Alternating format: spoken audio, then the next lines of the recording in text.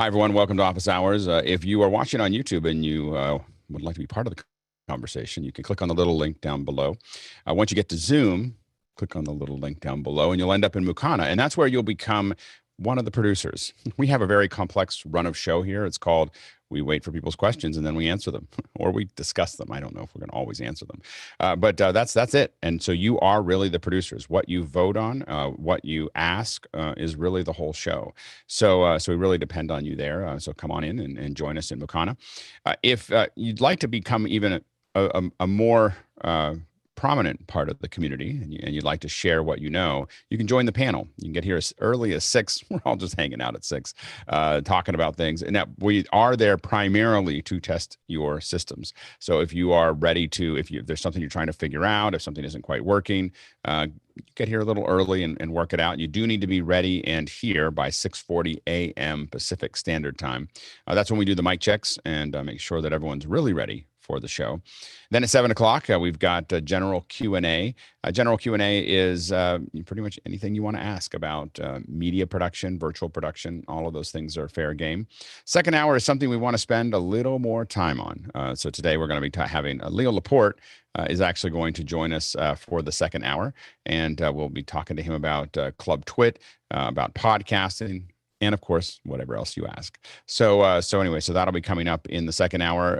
Friday, tomorrow, we'll be talking about super sources. I've been working on super sources a lot. All of us have. And we're just going to trade notes on the most efficient ways to do that. Saturday is the long day. We have education for 2 hours. It's always a great conversation about just media and education, the future of education, kind of brainstorming with a lot of great thinkers from all different levels of the education field.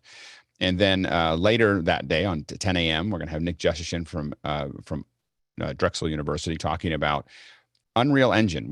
Every week we're getting together and talking more and more about Unreal Engine. Specifically, we're going to talk about metahumans again. We're going to talk about getting them into Unreal. And then next week, we're going to talk about attaching your phone so that you can actually do facial capture to a metahuman in Unreal. So that's kind of our little process for the next couple of weeks. So we're doing a lot of work in that field right now. And so we're going to be talking about it, or at least as much as we can. So then at noon, we're going to shift gears completely. We've enough tech and start cooking, but with tech. So we all cook together.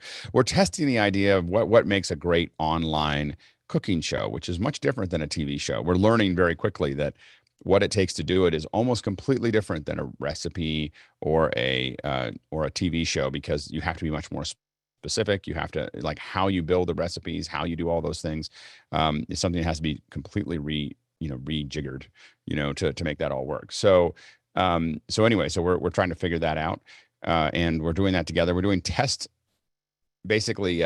cooking from noon to 2. That's for a show that we're going to do 2 weeks from now.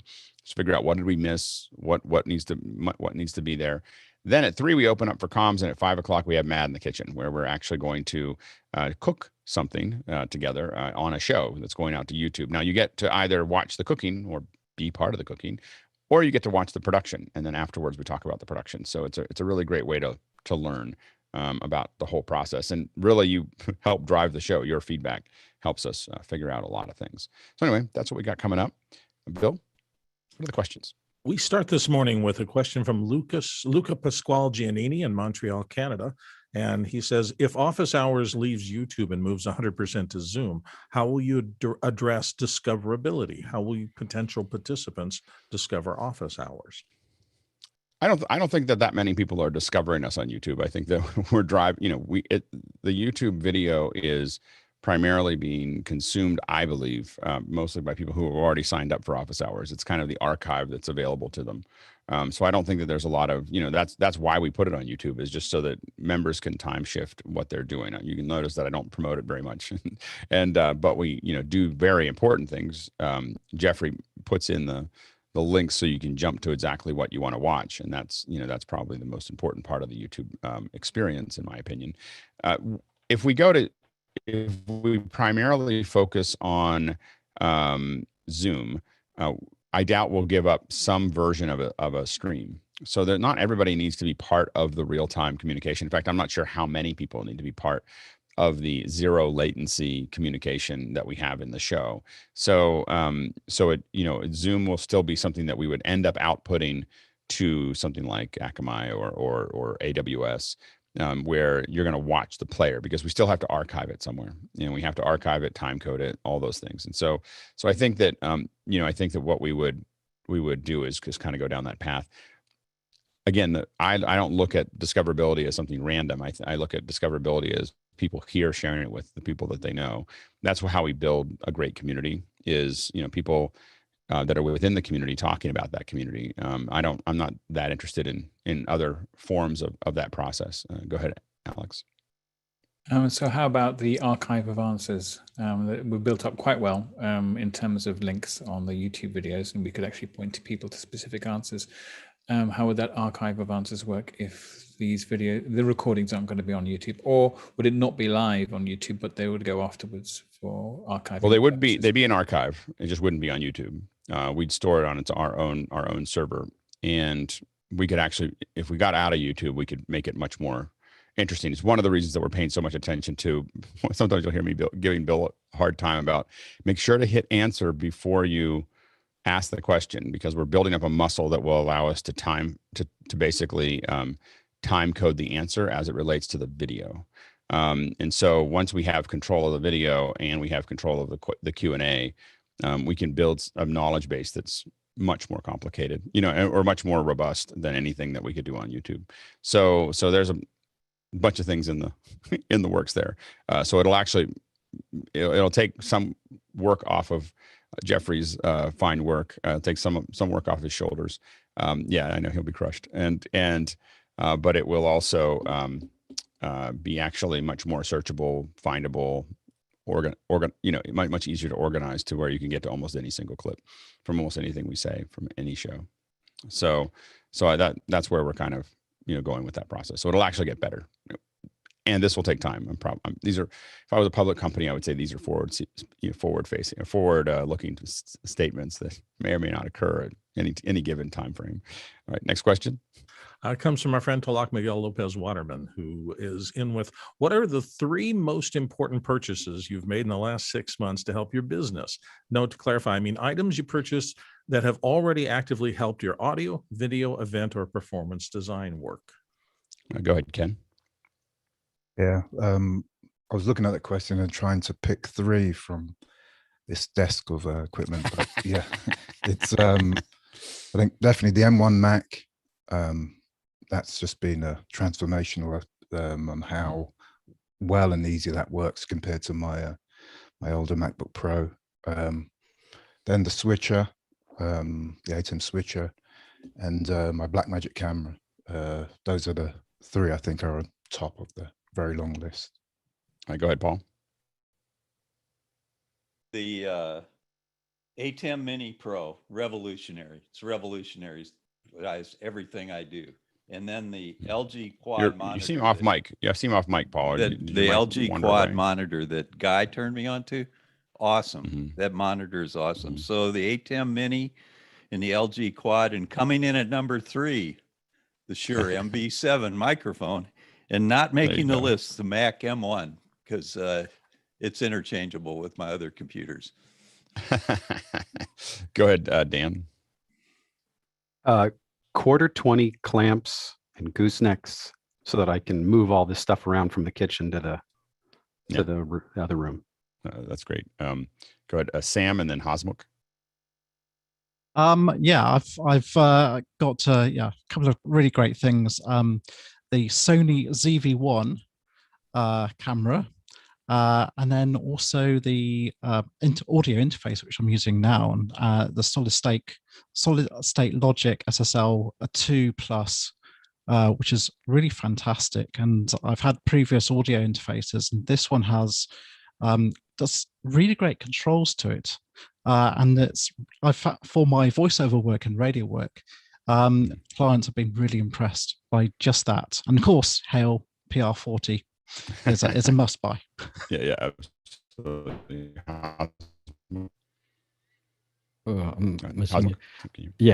ATEM Extreme, because now I'm exposed to super source and I'm learning that quite a bit.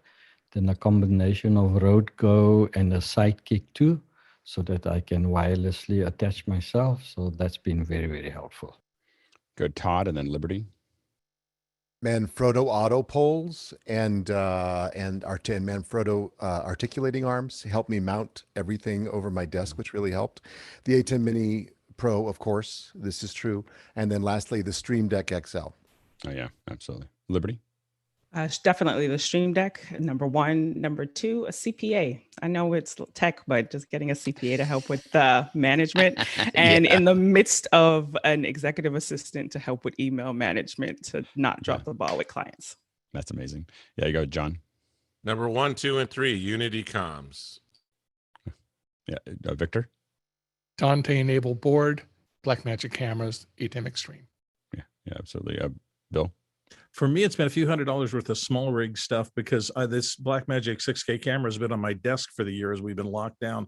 I'm finally able to go out and shoot again. And I just didn't realize how much I missed field shooting, and it has enabled me to rig it on jibs and a whole bunch of things. So that's been the most satisfying thing that I own right now. Yeah, go ahead, Courtney. The MCOS camera, and of course the Samsung MixPad, which I got off the shelf that had been in storage for year and a half, and the ATEM Mini Pro. Yeah, I think for me, the Extreme has been pretty, like, I finally felt like I settled in, like it just, for my desk, it just was the Extreme really took me to a different level of what I could do. Because the ATEM Mini Pro was just a little, like, for what I wanted to do, it was just not quite enough inputs, because I was using up 2 for this and 2 for that. And so it just gave me enough inputs, although I still think I need 8 of them stacked up, a whole bunch of multi-sources. But anyway, but for now, it's been really good. Stream Deck, I think, is another one for us, and then the M1. The M1 has been, we bought a lot of them. We're buying a whole nother fleet of them right now, and the fact that they can run the iOS, some of the iOS stuff that we need, as well as the Mac pieces, and they're super quiet because we use them in the room with people, has been really a big game changer for us. All right, next question. Luca Pasquale-Giannini is back from Montreal with what can we do to make people understand that having a good presence on screen is important and is here to stay. I still see a lot of resistance and unjustified dreams about going back to 100% in-person events. Go ahead, Liberty. Education is really a big part of it. So an example, earlier this week, we had a stream with an organization, and we typically do tech checks in advance.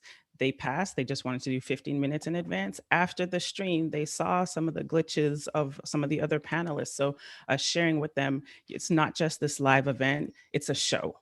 And people, when you replay, people are watching it. So you want to avoid those kinks. So education and showing them even other examples of people on their level and where they are. Yeah. And one of the things that is important, especially if you think you're going to be working with a client for a while, is getting those emails out up front and sending some relatively scary emails at the beginning of, like, these are all the things that can go wrong if we don't have doing something the week before and doing checks and doing all these other things. Because if you say it afterwards, it seems like you're being defensive if you manage the event. If you say it ahead of time, you're being, like, you really know what you're talking about. like, hey, we do this a fair bit, and these are the things that'll make a difference. And if you don't, these are the problems that you'll have. And then when you have them, your client is more likely to say, oh yeah, they told me that would happen. Okay. And, and then that kind of, you're kind of setting them up for, for the next conversation. And go ahead, Charles, and then Jeffrey.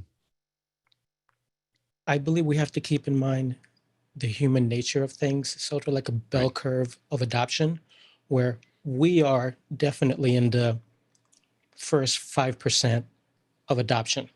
And Alex might be in the first 0.5% because he'll be there, and then we will kind of follow. And that larger hump in the middle between the 30% that sees that it works and the 30% after that already sees the mass starting to use it, I think as we all start to show up in different meetings, looking and sounding the way that we do here, in comparison, people will start to compare themselves, and some will want to make that change. And even with that, you will still have the laggers at the end of the bell curve that they would still buy a rotary phone if they could nowadays. So you have to keep that in mind. Yeah, and definitely the way I think about it is you have the early adopters, And then you have people that are kind of here, and then you know, that are they're forward thinking, but they're not there yet. Then you have people that are just in the middle, they don't care. And then you have people who don't want to do anything. These people you'll probably never get to go down that path. Like, it's just, you just kind of stop paying attention to them. You can spend a lot of time and effort pushing up against them. What we do is we tend to spend a lot of time with these folks to make them successful, you know, and then if these folks are willing to hear us, we start spending more time with them. But we go for oftentimes a willing person, and then we make them look great. So if you have like 6 speakers, you have the 3 that paid a lot of attention to you, you really put in the extra effort to make sure that they look really, really good. And the other ones look the way that they were going to look. And that's usually what we have found in at least a large corporate environment is that is a molecule rearrangement for the folks that are there, because they're embarrassed. Like, they'll be embarrassed about how they look. If they go back and look at the video, you have folks that look really good. And you have to tell them ahead of time, like, we really recommend it. All that stuff, those emails before the event, warning them that you know, nicely, but warning them that other people may look better, and that they may have all these problems and everything else, sets them up so that it's not your fault, it's their fault. They saw it, you saw it coming, and they didn't. Jeffrey, and then Hosmuk, and then Rupert. 3 things: investment in time, investment in money, and investment in your space, because this is not just a single person decision. This can be a family decision with if a family of 4 and you have a small room that you're doing your streams from, or answering phone calls from. All you have is a laptop. You don't want to spend the time to set up lights. You don't want to set up a camera. And then, of course, the spouse saying, I don't want to have that ugly stuff in the living room, or anything like that, or the kids coming in, things like that. These are all factors that get involved in it. But yeah, ultimately, it's got to be that one person's decision to take the time to bring the money, or to work with somebody that can get the product there so they can look better. Hosmuk, and then Rupert, and then Nigel. Yeah, I seem to be the lone voice in Africa about looking smart at meetings. So the Vodacom CEO, subsidiary of Vodafone, was making a big pitch at the African Union. So there's a big meeting, and I watched the recording. So I said, I had a wonderful view of your ceiling and a little bit of your nostrils as well. I think you need to reposition yourself. Yeah. And I'm friendly with him, but he responded very, very positively. And then he said, why don't you just write the stuff instead of telling us how to do it? So that's how Office Hours Chronicles started in my blogging. That's great. That's great. And that's to Hosmuk's point. The best thing that we can do is A, set up a good representation of it ourselves, and B, continue to talk to people about it. I mean, it's just to kind of just keep on bringing it up that it makes a difference. Go ahead, Rupert. So I come from an electrical engineering background, and the way I sometimes think about it is you're trying to create a connection between people, you know, 2 people, and you want to reduce the resistance in that connection. And the resistance in the middle is things like bad audio, bad picture, all the strain that goes into that. You want to lubricate that connection between people and make it as good as possible. Also, I'd look at what the big players are doing. Where in the industry is the investment going? Is the investment going towards companies who are forward thinking and doing a good job at this, or are the other companies having to get a bailout because they're not moving forward? Yeah, absolutely. Nigel? Yeah, if you're working with very senior people, I'd recommend you find their technical assistant, EA, or someone close to them who knows how to talk to them rather than you necessarily have to do it. Yeah. And share the statistic that 70% of the effectiveness is what you look like, 23% is what you sound like, and 7% is what you say. And if you can get to their most influential assistant, they'll help drive that point for you. Yep, absolutely. And definitely for a high level, executive assistants are the key to the operation, because they'll also get upset with you later that you didn't tell them how bad it was going to be if they didn't sort it out. So yeah, next question.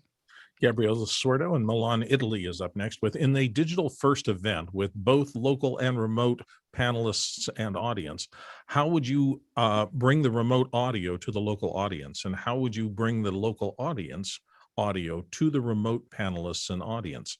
Would you use active speakers and handheld wireless microphones?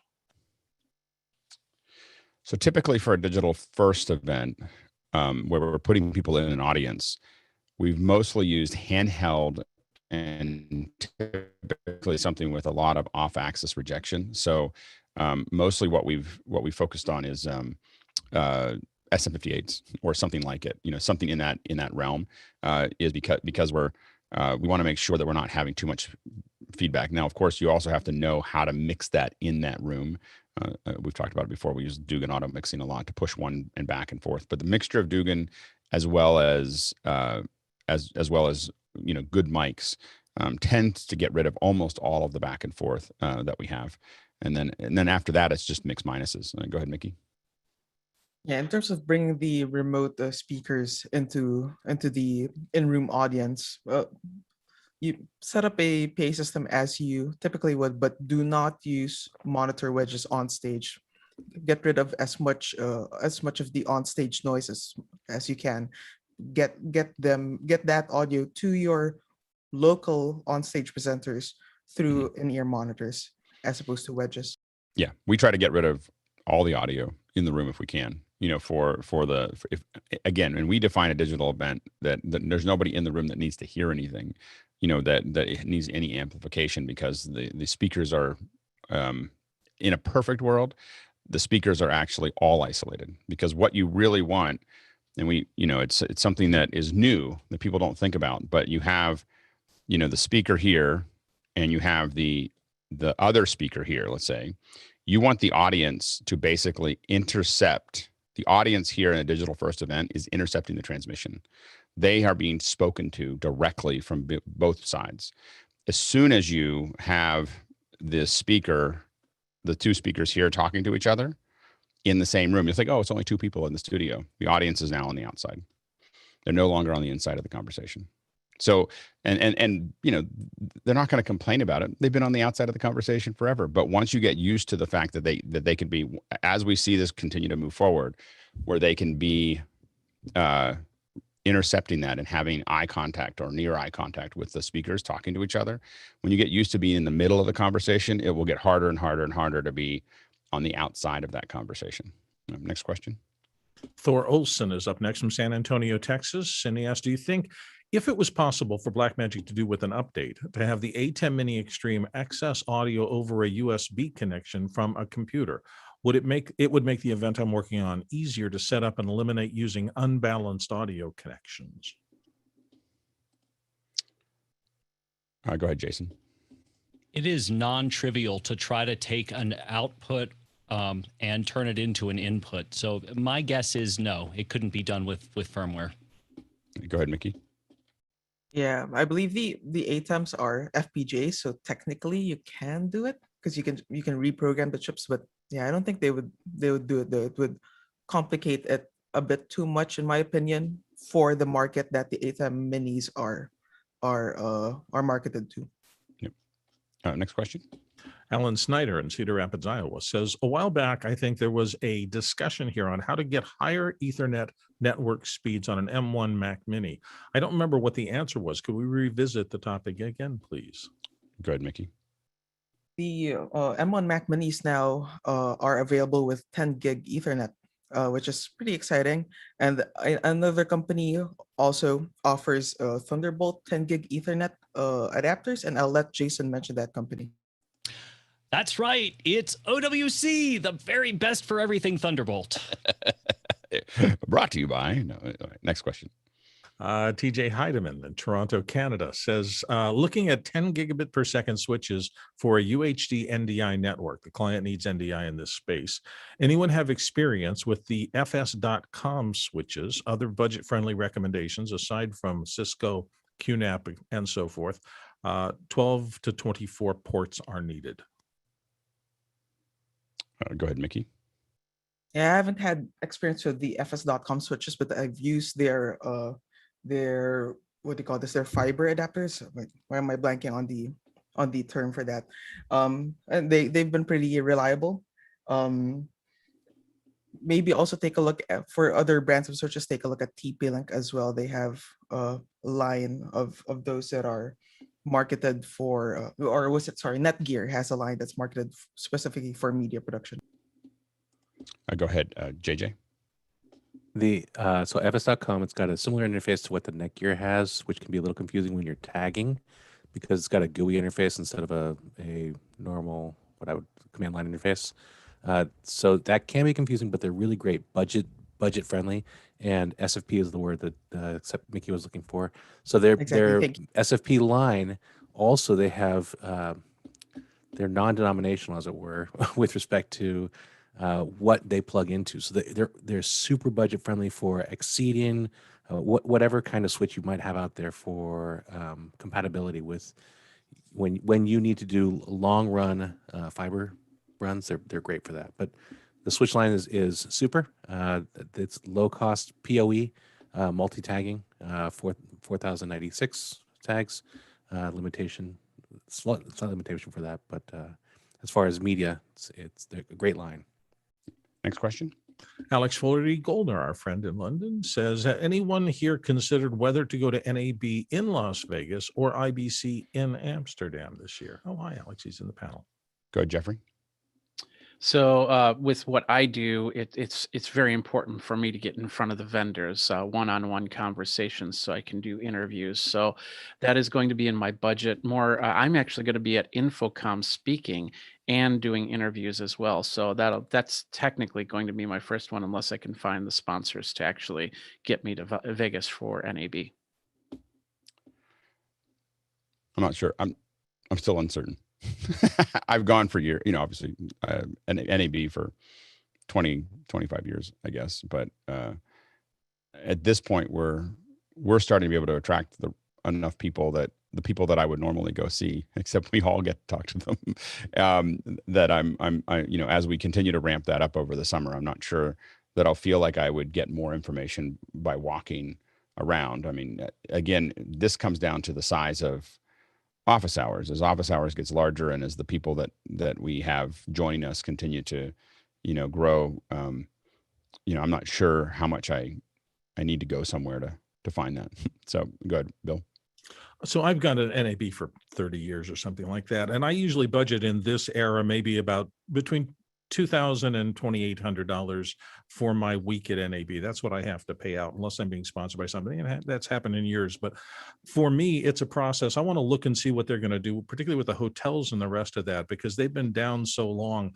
I'm hoping they don't really ratchet up the cost so much that would suddenly become a $4,000 or a $5,000 week for me. And I know the Las Vegas has been known to do those kind of things in the past. So that's what I'm looking for. Can I do it reasonably?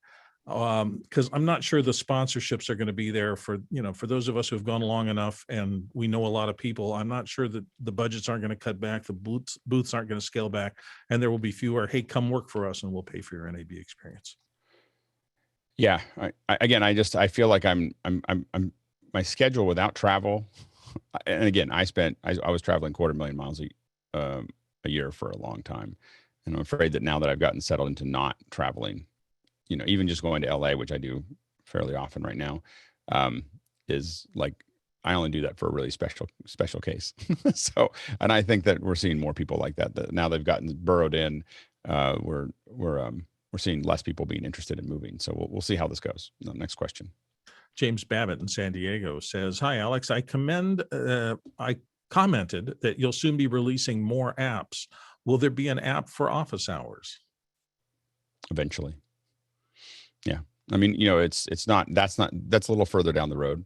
There's a couple other pieces that have to get placed first, but yeah, I mean, I have to admit the very number one reason I want a app is so that we have a more stable audio stream connection, so that you can listen to it. Yeah, the web app works pretty well, but it's not the progressive web app or the web app there is a little unstable when it comes to listening to it. Because I think there's just a lot of people that would just listen to it if it was a little bit more stable. So that's what we're working on. Next question. Rupert McRae in Dallas, Texas is up next. I switched back to an iPhone yesterday and noticed that the Ookla speedtest.net app now has a dedicated feature for testing network video performance. It appears to be download only. Is it an interesting feature or just a gimmick? And it has a link to it. Go ahead, JJ. That is usually what folks are most looking for, is the download of video. So if they've added that, it'd be interesting to know what the source is that they're downloading the video. Likely it's from their own infrastructure. Ookla also has the feature of allowing carriers to put a a component in their data center. So you usually will choose a multiplicity of data centers, and you can find one wherein you have Netflix running. For our purposes nowadays, though, the upstream also is equally as important. And when you're testing your carriers, there's a couple tests to verify that at the time of installation, which is the old methods of RFC 2544. So that is an important component nowadays. Next question. Paul Valus in Austin, Texas, and here on the panel often, what's the best mixer board or preamp to go between a Shure MV7 and a Beelink brick using XLR, not USB? Best with no price. Go ahead, Mickey. The Digico a couple months ago released the Quantum board, and it has screens that have that go up to 1,000 nits. So I think that's worth considering. How much is it? Let's make that not best, okay? Let's just say it's a good one. All right, come on, Alex. I didn't give you license. Specificity is everything. Specificity Specificity send is me everything. to the moon. Come on. I would say I still think that even though it's a little bit more expensive, I would still argue that the best value is the Mix Pre 3 because it's the preamps are really, really quiet and high quality. It gives you a lot of room to work, in my opinion. Because I think that a lot of the other ones have some self noise and stability issues. I know that some people will really like the Scarlett, the Focusrite Scarlett, and it's literally been the one piece of component that I've spent the most time DXing, prepping people who have a professional rig. And so I'm particularly bitter about it because it's taken so much of my life away. Go ahead, Jeffrey. So I'm hearing a lot about the Flow 8 actually being a good mixer because it has the iPad and phone ability to I'm really interested the in compression EQ on. Yeah. And then of course Rode, that Rode mixing board for podcasters. You put that in there, and then if you're doing because you're going to be doing some clubhouses as well, that'll be able to connect there as well as through your Beelink by Courtney, and use it that way. Yeah, I think the Flow is the one that I'm the most interested in testing. Unfortunately, with my system, I have to have something that does Dante as well, just because I use it a lot. But outside of that, it would be. What model Rode, Jeffrey? It's just they have the general mixing board that's set up like a broadcast with all the sound buttons and everything. I don't know the actual model number. Next question. Comes from Paul Volus again. He says, what's a good tripod and desktop mount for a Huddlecam or Portal TV, which don't have tripod threads? They are designed to sit atop a monitor. I thought the Huddlecam does have a tripod mount. The Huddlecam absolutely has quarter 20. Okay, yeah, I stand corrected. Corrected. Okay. Yep. Next question. Oh, okay. John Foltz of Sellingsgrove, Pennsylvania says, this year, due to COVID, we will stream 4 small commencement events to YouTube instead of one big one. What's the best strategy to provide links for viewers? A persistent link to all live broadcasts on the channel or a unique link to each separate event? I guess I'm curious as to whether they're concurrent or not, I think is the question. I guess they're not if you could do a single link. Go ahead, John. We like the strategy that Grant uses, which is Brandly.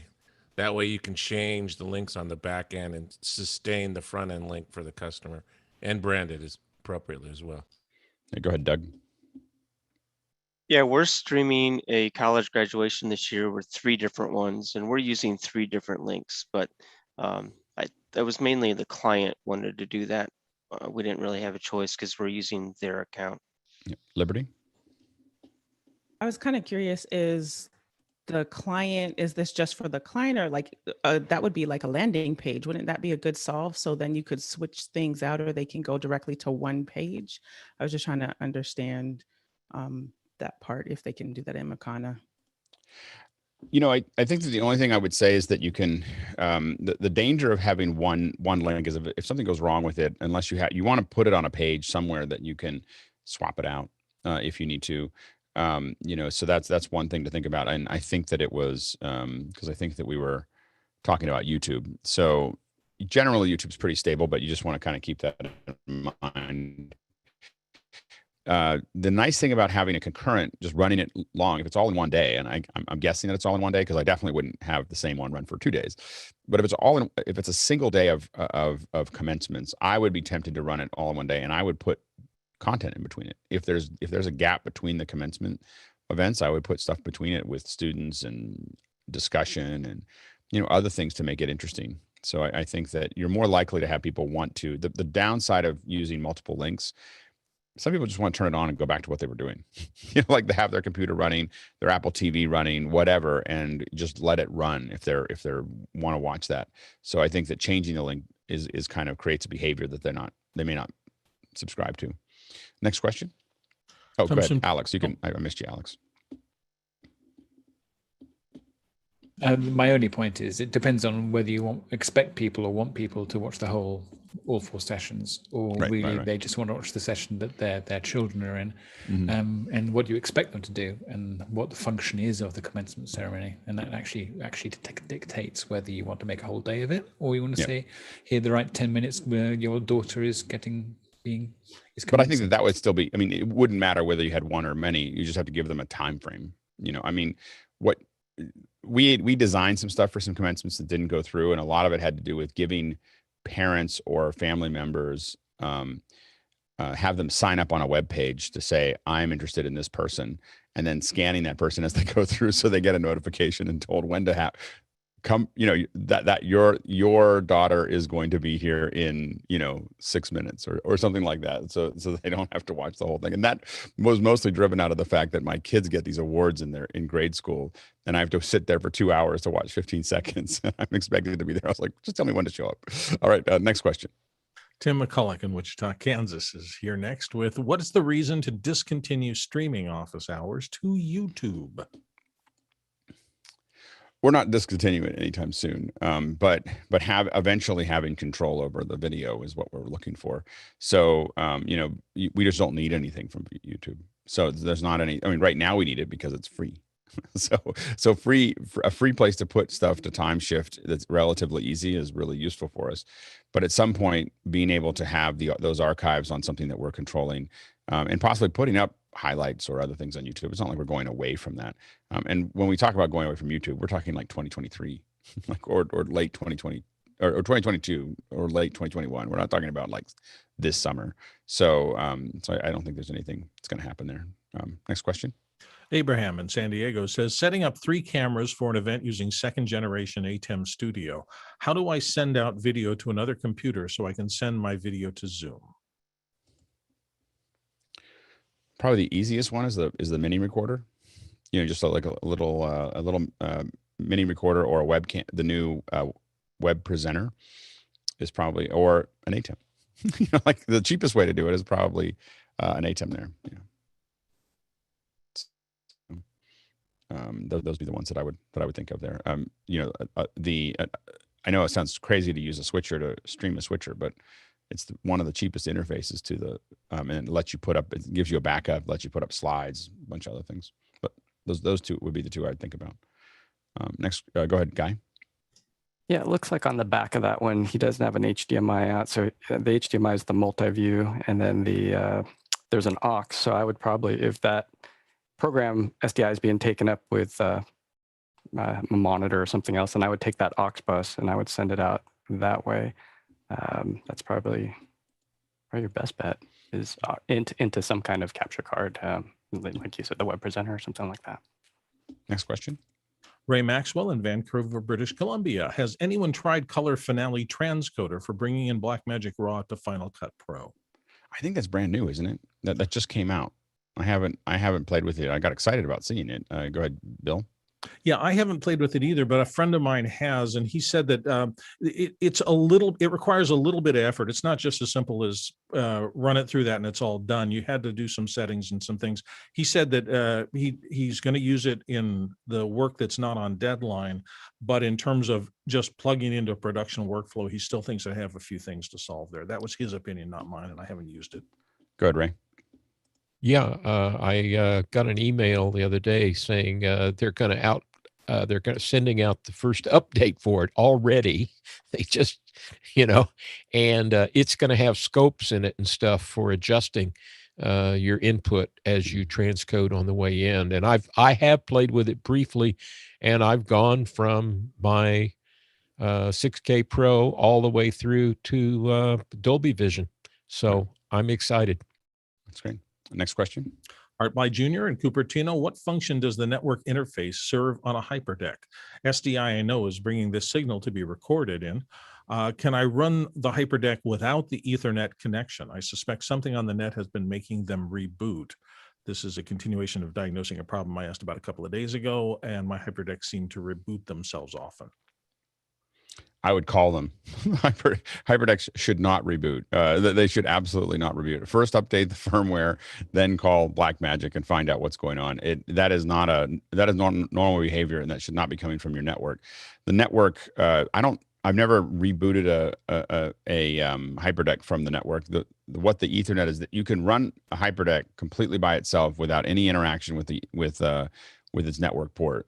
What that network port allows you to do is remote start it, remote stop it, remote play. Those are all things that you have control over, and even do some configuration through the software. Or actually, the software configuration, I think, is still USB, but some of the configuration can be done. So you can tie it to your switcher so that when you hit play, when you jump to that cut, it starts to play, and those types of things. And because of the API, you can program anything to talk to it to do it. So it could be something theoretically that's sitting in the network that it's taking as a flag, but it'd be very unusual. It seems like there's something wrong. Go ahead, Jason. Yeah, I can also do FTP. If you want to be able to access the SD cards remotely over your network, that is another purpose of it. If it is rebooting, and believe me, this has happened to me quite a bit. I've lost a few hyperdecks in my day. Call Blackmagic. They'll help you. Yeah, the service is pretty good. Next question. No, I'm sorry. This is for Jose Ramos. I'm in the wrong place. Excuse me. Hang on a second. There we go. My company is looking to set up a studio for Zoom webinars and recording talking head videos for on-demand viewing. What gear should we buy? We have an ATEM Mini Pro ISO and a 16-inch MacBook Pro. I'm looking to replace everything else. Thanks. Yeah, go ahead, Ken. Yeah, Blackmagic cameras.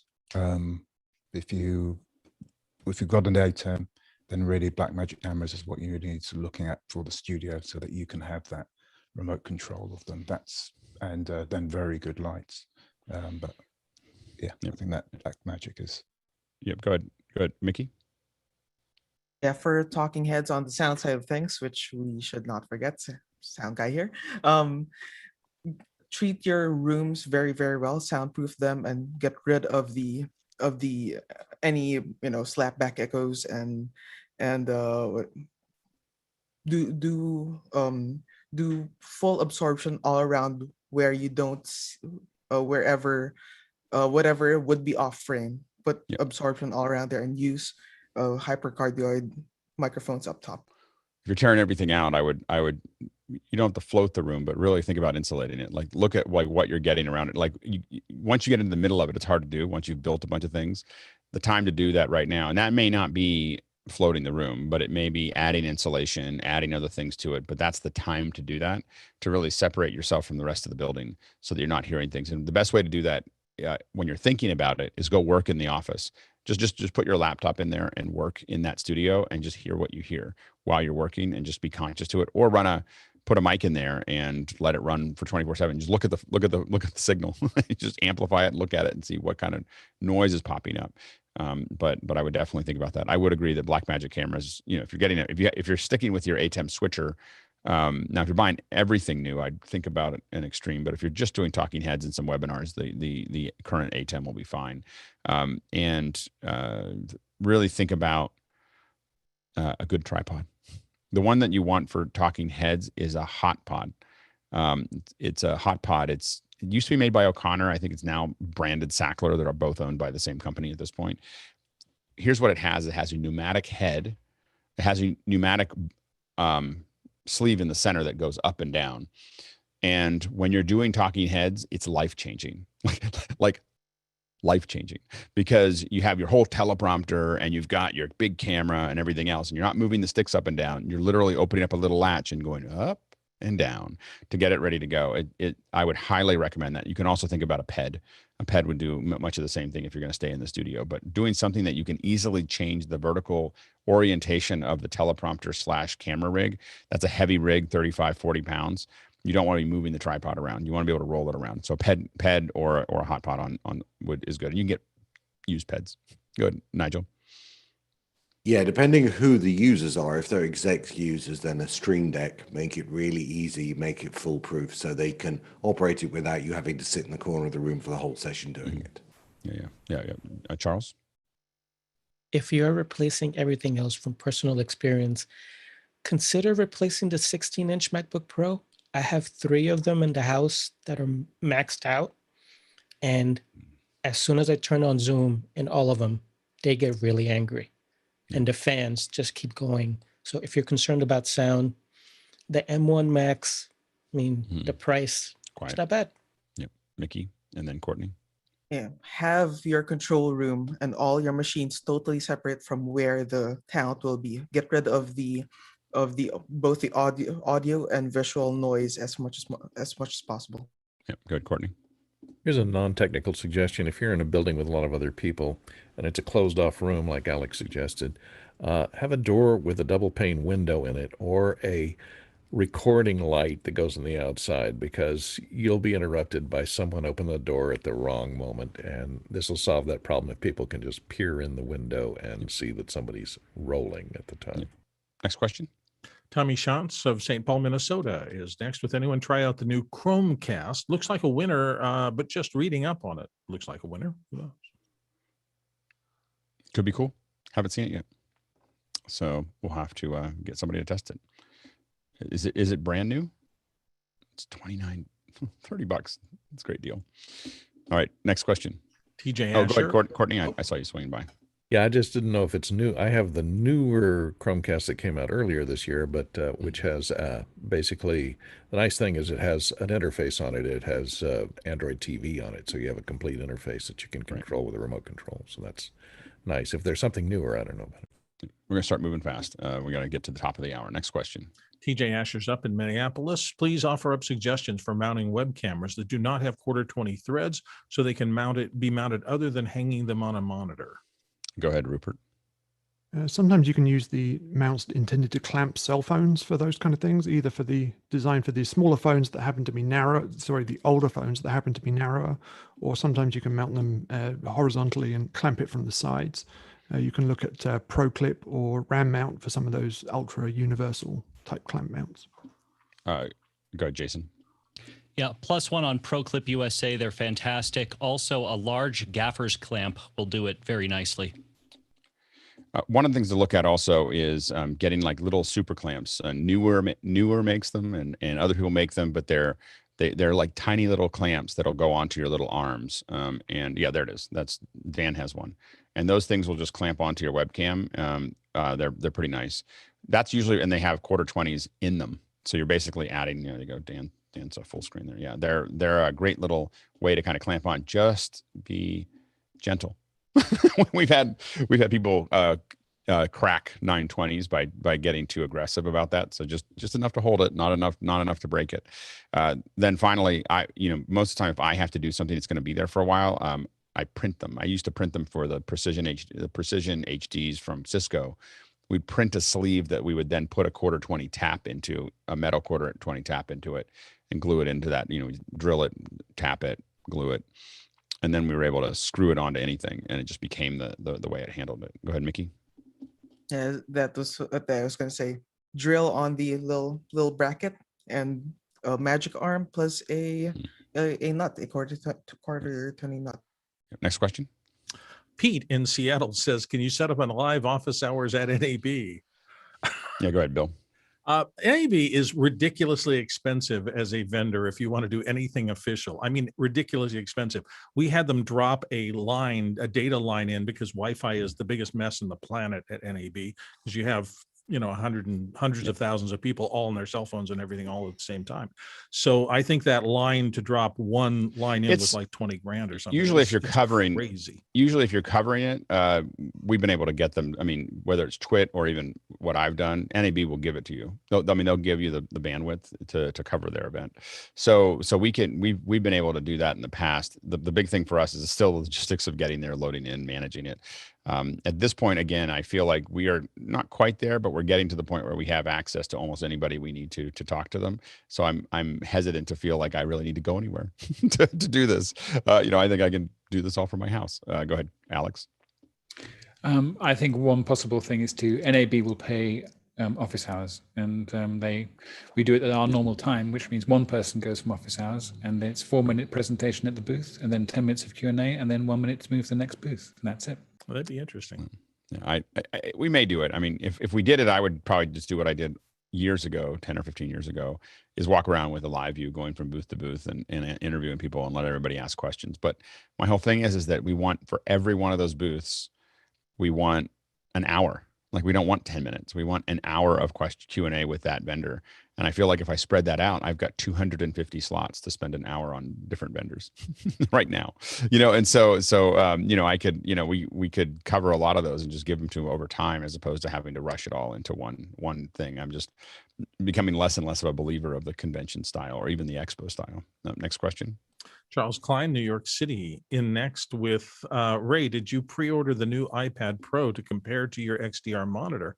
And do you have any expectations? Well, yeah. What I took note of is my XDR monitor with a stand cost me $6,000 US, and now the iPad Pro starting at under $1,000 as an XDR monitor. I'd be surprised if it's that good, but they say it is. So it sounds like it's pretty much the same, so just smaller. What I'm really interested to see is when Charles compares it to his color correct. Go ahead, Charles. Flanders Scientific. Yeah, no. It's going to be great for on-set use. I think still, as a professional, Ray and I will still like to have the bigger, larger monitor, because us looking for little details, you just can't get around that, no matter how far you zoom in. But for on-set use and color accuracy, I think it's going to be great. But I know Ray's going to be testing some things, so I'm looking forward to that. I'm curious. I do think, like, right now I use an LG that has some correction to it in my office, and I'm really interested in going just for color, not for detail, but for color. I kind of like the idea of having a monitor that I think will probably be more accurate than that. Not as accurate as the Flanders Scientific, but more accurate than the LG with a correction. Next question. Philip Oler from Cantona, New York. Tested mimoLive on my M1 MacMini. I have a Thunderbolt 3 drive, which has read and write speeds of over 2,000 megabits per second, getting drive performance issues. Is this due to mimo running in emulation mode? Yeah, I don't think mimo is certified for the M1 yet. So I think that they're still working through some of the subsystems to make that work. So that last time we talked to Oliver about it, there was still some stuff to work out on their end. They have a lot of resources that they're using that aren't theirs that have to be updated. The next question. Abraham in San Diego is back with, just purchased my first ATEM Mini Pro, thinking of doing portable travel kit like the one DSLRshooter created on his YouTube channel. Has anyone made one? And if so, any recommendations for things to look out for in making it? Heat dissipation, power, water. Like, those are the things that those are the things that I would, that I would think about the most. And then he's probably drilling in for, he's going to have some support access, on the outside of it. It looks great. Looks like a great little thing. The hard part you'll have in the smaller monitor is being able to see if things are in focus. So that becomes always a challenge when you have a tiny little monitor. We built a lot of these for the last. I built a remote pack that you could jump out of a plane with in 2001. So we've been building them for a long time. And so those things are, shock absorption. For ours, they had to be able to handle a lot of shock. So, that you just have to decide how you're going to take care of it on the way through. Jim, and then Stephen, real quick. Yeah, I bought one that I think was based upon that design. So I'll throw the link in Anna. That's great. Stephen, and then Bill, real quick. Use a little bit larger Pelican case, so you have all the connectors inside it, so it stays watertight.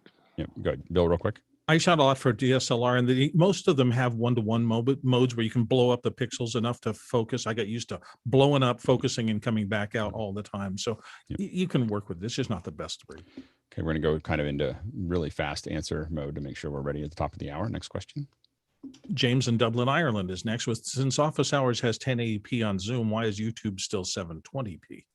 So limited infrastructure of how Zoom handles it. So it's not us. When we start in the test streams we've done internally, we haven't had any problem with getting to 1080.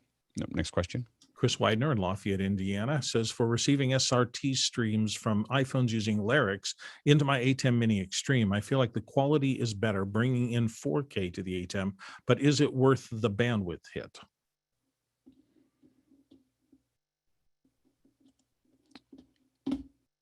I haven't used them. A lot of this Magewell stuff looks really interesting. I just haven't had the opportunity to test it yet. So we have to look at it and run it through tests. Next question. Gualberto in Santa Cruz, Bolivia says, any issues with starting and streaming at sunset with natural light and ending it at night with artificial lights? I'm thinking color balance in the cameras and lighting on ptzoptics camera. Yeah, go ahead, Bill. Shooting magic hour when the sun is actively going down is always going to be a challenge. No matter what kind of fill light you add, it's going to look different. And you're constantly trying to adjust light up as the light that you're in the natural world goes down. Mm-hmm. It's just something I'd prefer to light so that the key at least is decent and stays there during the whole sunset process. But it's a bit of a challenge. Go ahead, Charles. The list of issues is much longer than the list of non-issues. Try, if you can, do a test a few days before, because the shift in color, you're going to have to balance out. If you can, if you have the rig, have somebody managing exposure constantly all throughout, so the skin tones on everybody remain the same. Don't worry about the backgrounds. If you need to use outside light, I would try to control the light throughout the shoot.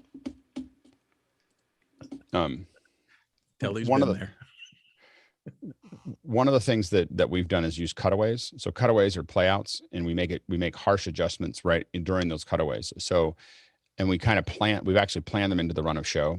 So essentially what you end up with is, like, we know that we're going to be changing, and we look at it when we figure that out in a rehearsal of when do we think that it's changed enough that we have to change it again. And so then we plan it into it, like, hey, we're going to let's go to a cutaway, or let's go to something else, or let's go to a time lapse, or let's go to something else for a minute, 30 seconds, 2 minutes, whatever that is. And then we have the settings that we've already planned to recorrect that based on rehearsal. Now, that's not going to be 100%, but we go whoop, then we change it. That way, you're not trying to make that correction in front of everybody. We're making that correction by jumping. Next question. Todd Reynolds, North Adams, Massachusetts. Back when I first got hip to Discord, I failed at making voice channels work with my audio interface with my Mac. I was told there was something inherently broken there, and on Windows, no problem. Any experience from the panel on this? And he notes, I'm not sure, could be better on a second hour tag. Not sure. Well, we're handling it here. Yeah, I don't know how anyone's handling. I mean, my Discord, I don't do anything in audio in Discord, so I don't have any real relations to it. Go ahead, Chris. Yeah, so it's interesting to me. Some people use Discord in the browser, and I actually use the standalone app. And down at the bottom of the screen, underneath all the names on the left side, there's a little gear, and you click on that guy, and there'll be a list of settings that you can adjust. One of them is audio and video. And in there, you can select the audio input and output. They also have some really impressive noise suppression plugins that they kind of install for you, and you're just allowed to check them on or off. They're quite good. It's worth looking into. Next question. Oh, sorry, Todd. I missed you, Todd. Sorry about that. Yeah, thank you, Chris. I just wanted to clarify. I actually went around with the Discord server on Discord talking about this, and what I was expressing was that I can't use my audio interface to actually deliver and receive audio through those settings, Chris Fenwick. It's the only thing that will actually work is the Mac audio system, and even when the audio interface is piped through there. Anyway, it doesn't work, but on Windows they say it does, and it's kind of flawless for gamers to use their voice channel. I use it for customer service. So that's my use case. But thank you for addressing that. Yeah, that's the exact window right there. Yeah, and you're having no problem. You're on a Mac, right, Chris? I think probably I'm just going to go down and dig in there again and see if it works now. Yep. Go ahead, Mickey. Yeah, Todd, I'm curious, are you testing this when you're running through your ATEM Mini or with your Fireface? That would have been with the Fireface. This was before. Yeah, with your Fireface, the thing is that with the settings that we saw previously with doing loopback within the Fireface program, right. It feeds the audio through, I believe, channels 5 and 6 is what we saw, and maybe Discord is only looking for channels 1 and 2. I'll check into that. That helps. Thank you. Cool. I'll look at that too. Thank you. Next question. Courtney Gooden from Hollywood, and in the panel, in the Zoom webinar, what is the little 4-bar indicator next to each participant's name and indicator of? Is that web bitrate, connection quality, phase of the moon? Who knows? We don't know. No one really knows what that means. I did see it change today for the first time on Alex. It flashed red and yellow sometimes, so it's some indicator that does change. It does something. It's supposed to tell you what your internet connection is. It's just that it very rarely is very accurate. People break up. People don't break up and have it doing something. People break up and have it not doing something. So it all is a little bit random. And so the only thing we know is it's the only thing when we're trying to do a clean aperture, when we're trying to capture the screen, it's the only thing that's left. The one it's like an appendix, like it's there. We don't need it, but it's in the way. And so it's I don't know why we still have it. All right, next question. We're almost at the top of the final hour. one in the regular group. Yeah, John M. Gerard, coming from Berkeley, says, "How much is an iMac? It has a 24-inch XDR monitor." How much is an iMac? It has a 24-inch XDR monitor. Is he looking for a used price? Yeah, I don't think that the new one has the XDR monitor. I don't think the new iMac does. I know that's not there. You need to wait for the iMac Pro if it actually happens. So we'll see how that goes. All right, we're changing gears, and we are here with Leo Laporte, my mentor. so yeah, we can't hear you, Leo. You're quieter than we expected. I thought you were supposed to unmute me. All right, I can unmute myself if you choose. We like to give. I'm not your mentor. I'm your mentee. Let's be clear about that. So I follow Alex Lindsay. That's what I do. One of the things that I was excited about, it was, I thought this would be a good time to bring Leo back on and talk a little bit about what, the changes at TWiT right now and Club TWiT. There's a lot of questions lining up, so we'll just talk for a minute, and then the folks are pretty excited to talk to Leo.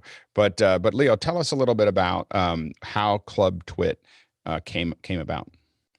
Actually, credit to Lisa, but it goes really back to the original days of TWiT when we started in 2005. TWiT, if you don't know, is a podcast network. I started doing shortly after Tech TV folded. I was doing radio. I had all the radio gear and all the recording gear. And I had friends who I missed from Tech TV days. We did a kind of sample recording in early January at Macworld Expo 2005. And that went so well. We got something like 38,000 downloads. I said, but none of us in the same city. I live up in Northern California, a tiny little town called Petaluma. So it wasn't until somebody called a radio show with Skype in a few months later that I realized, oh, wait a minute, we could use Skype.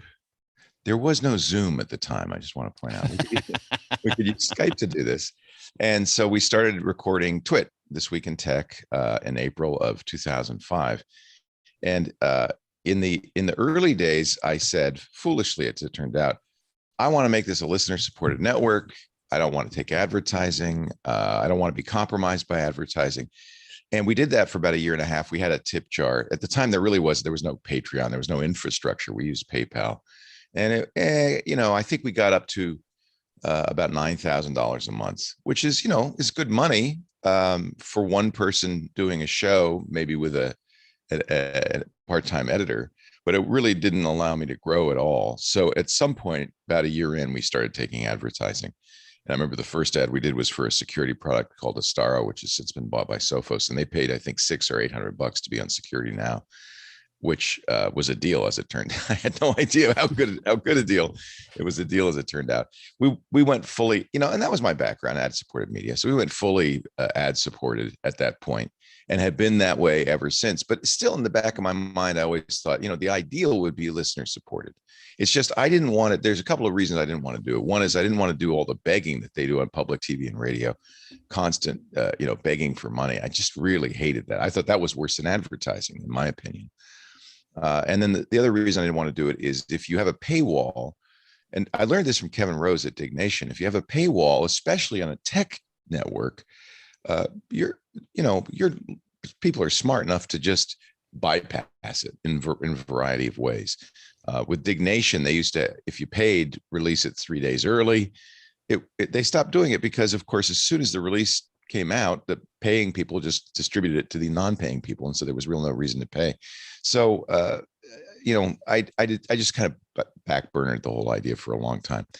It's gotten harder and harder to sell ads as with COVID, but it's not just COVID. There's more competition, and there are many, many, many more podcasts, and listenership's been slowly declining, about 5-10% a year.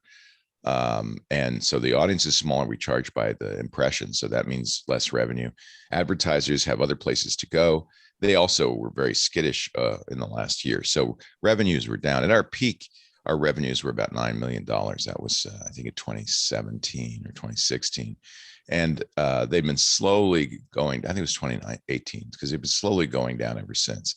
And we were about, I don't know, I think 6 million in 2020. And that meant we had to lay off people, and we had to, because I don't have investors, I don't have a deep pocket, so we just could do what we can pay. So we had to lay off people in 2020.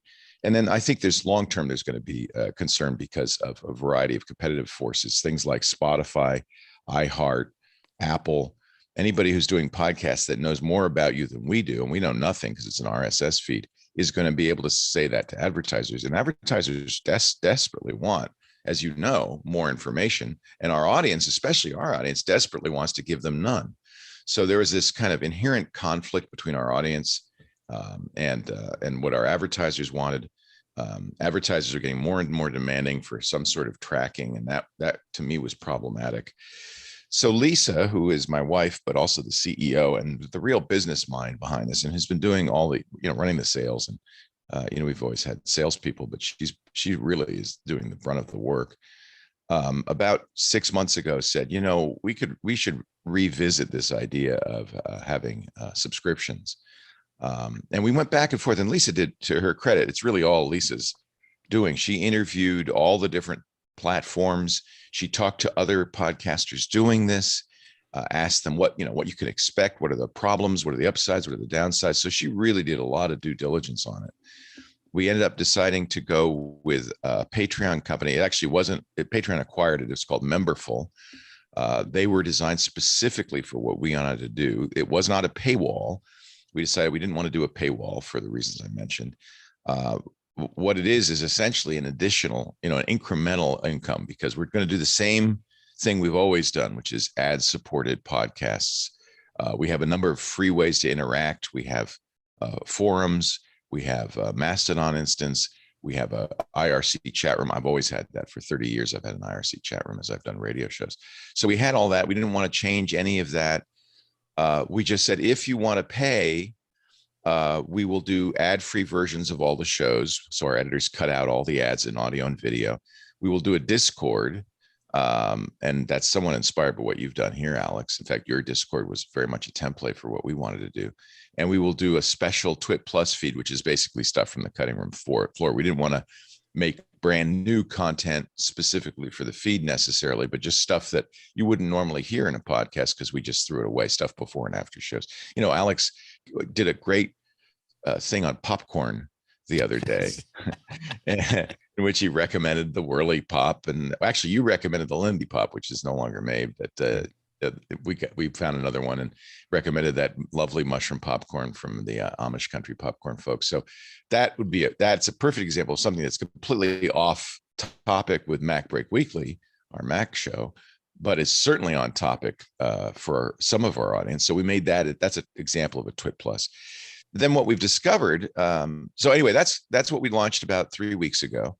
$7 a month, which, you know, we also did a lot of research on the amount to pay. The memberful people said that's way too low.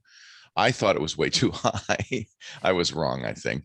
Memberful takes 5% if you get the highest tier, which of course we're using. And Stripe, which is the payment processor, takes about 2 or 3%. Plus, I think 30 cents a transaction. It ends up being that they take about roughly $2 out of the $7. So I always kind of in my head say $5 a listener. And the goal was I don't think we want to supplant advertising. I don't think we can, but the goal was ultimately to generate enough revenue that we could bring back shows. We've had to cancel many shows. Ray Maxwell knows we've had to cancel many shows that didn't have enough audience or enough ad interest to support themselves. If the show didn't pay for itself, I can't afford to do it. So, Scott Wilkinson does a home theater show, which was much loved by the people who watched it, but never generated more than 20 or 30,000 listeners, which in a normal environment, it'd be great, but with an ad supported environment, it's very difficult. So those shows, we thought, if we generate enough interest in Club Twit, we'll be able to bring those back. As it turns out, the Discord is so we didn't really think the Discord or the Twit Plus was the selling point. We thought it was the ad-free shows, ad-free plus, as a result, tracker-free. We thought that's going to be the real, selling point, and the rest will be just kind of gravy. But the Discord, as you probably learned, is really amazing and has been an incredible bonus for us. And we are using the audio on the Discord. We're using the stage feature, which they had introduced just before we launched.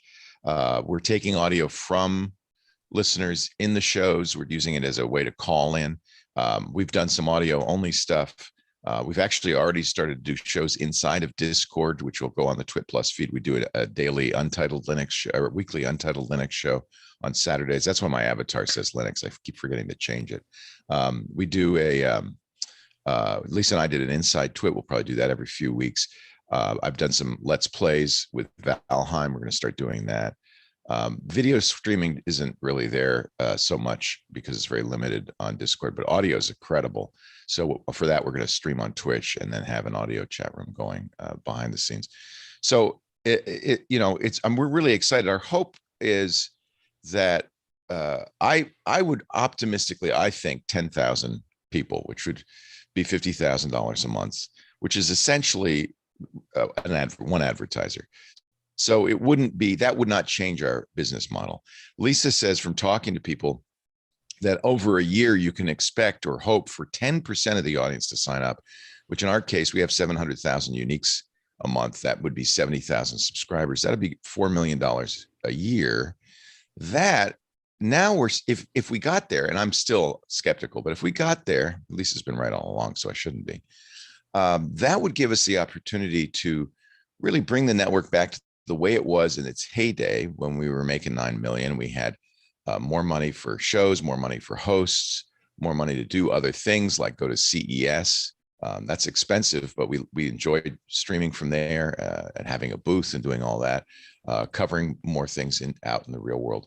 It would bring us back kind of to the level we were at our peak a few years ago. And it's also, I'll be frank, don't tell anybody I told you this, but I think it's also part of a long-term goal at some point, maybe we can eliminate advertising. It's very hard to do. And I'm really concerned in the long run that advertisers are just going to say, no, Spotify gives us everything we want, every bit of information about our audience, how they listen, when they listen, whether they listen. We're going to buy Spotify because it's just a more sensible, more efficient buy. And at that point, we may say, all right, throw up our hands and say, we can't do ad supported. And then we might at that point go behind a paywall. I don't think that's going to happen.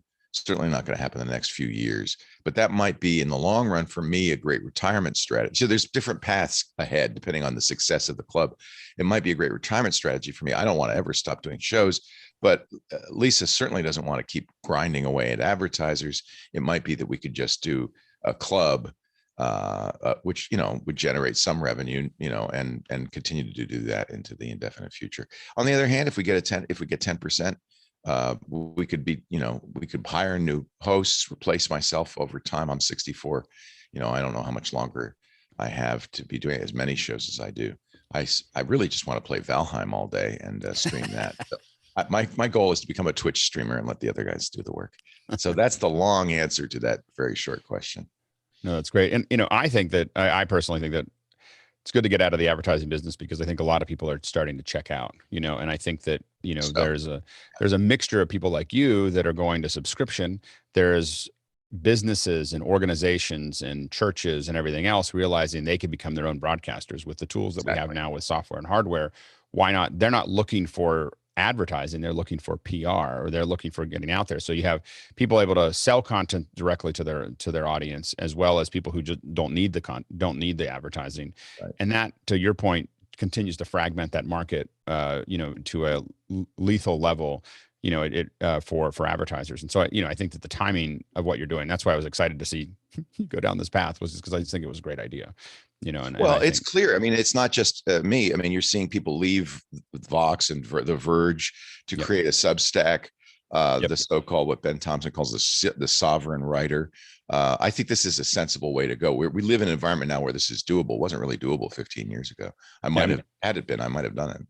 I mean, the experiment we're doing on the weekend, which seems crazy, which is that we're cooking together, I have this thing in the back of my head that, every author or everyone that's really good at cooking something could have. It's not how do they make millions or how do they end up on the Food Channel, but how do they have 1,000 or 2,000 or 3,000 people willing to pay a subscription so that all they have to do is cook. They don't have to figure anything out. They don't have to sell ads. They don't have to do anything else. They just do what they love to do. And they aggregate enough people, a small number of people, that give them enough money to do that. I know we've got to agree. I think that's the future. I really do. Now we've got a ton of questions adding up, so we'll go ahead and let Bill jump into them. What do we got, Bill? Just a question? Is my level good? Or because last time I was on, I was low. Should I turn myself up? No, it sounds good. Sound great. Okay, it sounds great. Good. Yep. Okay. Absolutely. Okay, our first question comes from our friend Victor Cahallo in Brookings, South Dakota. Hey, Victor. You touched on some of this in your preamble, but Leo's thoughts on what Apple specifically is doing with podcast subscriptions and how that might impact independent producers. Yeah, it's funny because a week after we announced Club Twit, Apple announced that they were going to do subscriptions. I was actually, as I heard the details, relieved that we didn't do it 30% in the first year, 15% later. That's a big cut, a lot bigger than what Memberful takes. Plus, Apple only, in a way, Apple will host it. Nice for a small guy. Hosting was the biggest problem for us. I mean, there are things like Libsyn that give you, relatively inexpensive hosting, but there's always a risk with podcasts that you could have so many down. You could be so successful, it could put you out of business. So, we had to find partnerships and basically trades for bandwidth early on, and that almost put us out of business. So that's a great thing. You're living in the Apple ecosystem, and do not underestimate what Spotify is doing. I think in the long run, they have acquired the tools with Anchor.fm. They have the audience, and most importantly, I think they have 1,000 salespeople. They have the infrastructure to make it really work. And I don't think it's a big business for Apple any more than Apple TV Plus is a big business for Apple. It's services. They're trying to beef up services. I don't think that if I were a young guy starting out, it might be a simple or easy thing to do, go with Apple. I think maybe it'd be better to go with Spotify. I think if you're going to have a horse race, they're going to be the winner. If I were starting a podcast today, I don't know what I would do. It's a great opportunity. If you really like Apple and, you think all your listeners will use Apple, but it's unclear what'll happen with an Apple podcast if you want to use a different podcatcher. Next question. Ray Maxwell comes in from Vancouver, British Columbia. When you made the switch from cable TV to TWiT streaming, when did you know it was going to be a success? I think that the real turning point for me, so I didn't make the switch from cable, and cable made the switch from me. So when Tech TV got sold, the writing was on the wall in January 2004. We had executives from Sony walking through the building. It was very obvious that Paul Allen, who owned Tech TV at the time, was anxious to get out of it. He was losing his shirt on it because he didn't know what the hell he was doing, frankly. And the executives who made the content had no idea what they were doing. They were bringing on, what was that puppet show they put on? They were bringing on crazy stuff, cops. They were just desperate. So the writing was on the wall. So at the time I went back to radio, my old radio boss called me, said, we're looking for somebody in Los Angeles at KFI to do the radio show. I jumped at that. I was at that point doing 7 days a week with Tech TV and a weekend radio show, but I knew that I needed a parachute.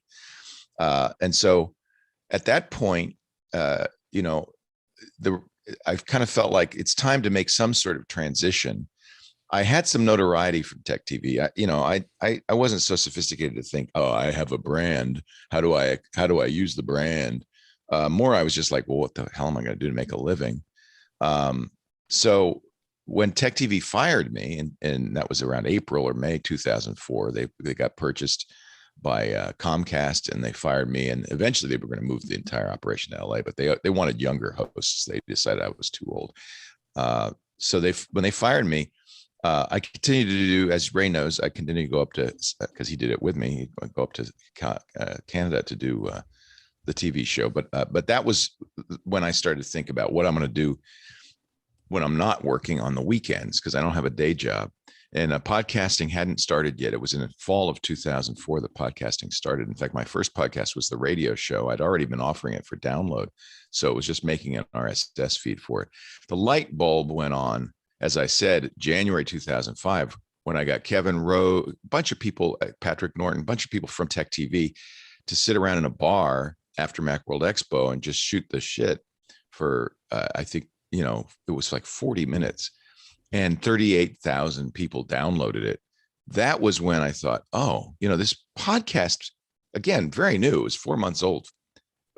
Podcasting might actually be a way that I could keep the old band alive. I didn't think it would be much money in it. I didn't, like I said, I wasn't going to do advertising, but I thought that at least it would be something for me to do. It might be fun, and maybe I could turn it into something.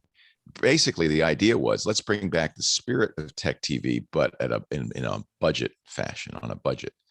And the rest is history. It turned out there was an audience. The folks at Tech TV grossly mismanaged it. They didn't understand who they were talking to. In fact, it eventually went off the air, G4 Tech TV. And the guy who founded it went off to make a cable channel for senior citizens, which was probably more up his alley. So, they didn't know what they had. I knew what we had because I was talking to people. I knew there were a lot of people like the people listening to this. Alex knows this. There were a lot of people who were smart, had some skills, had some expertise, but wanted more and wanted a community around technology. I knew that existed. And so podcasting was a way to build that. No, and I think that probably 75% of the folks in office hours, are 60 to 75% of office hours folks are TWiT followers, which came from, some of them came from Tech TV. But what we find that the common thread is not even technology; it's curiosity. Yeah, and that's really where we see people, the people who because you're being able to branch out into cooking and stuff. I tried that, by the way. We had a junk food for geeks show called Munchcast. We had a parenting show called Jumping Monkeys. But for me, what I realized, and I think this is the mistake Tech TV made, is stick to your knitting. We focus. You're doing something completely different in a new medium, and so that's exciting.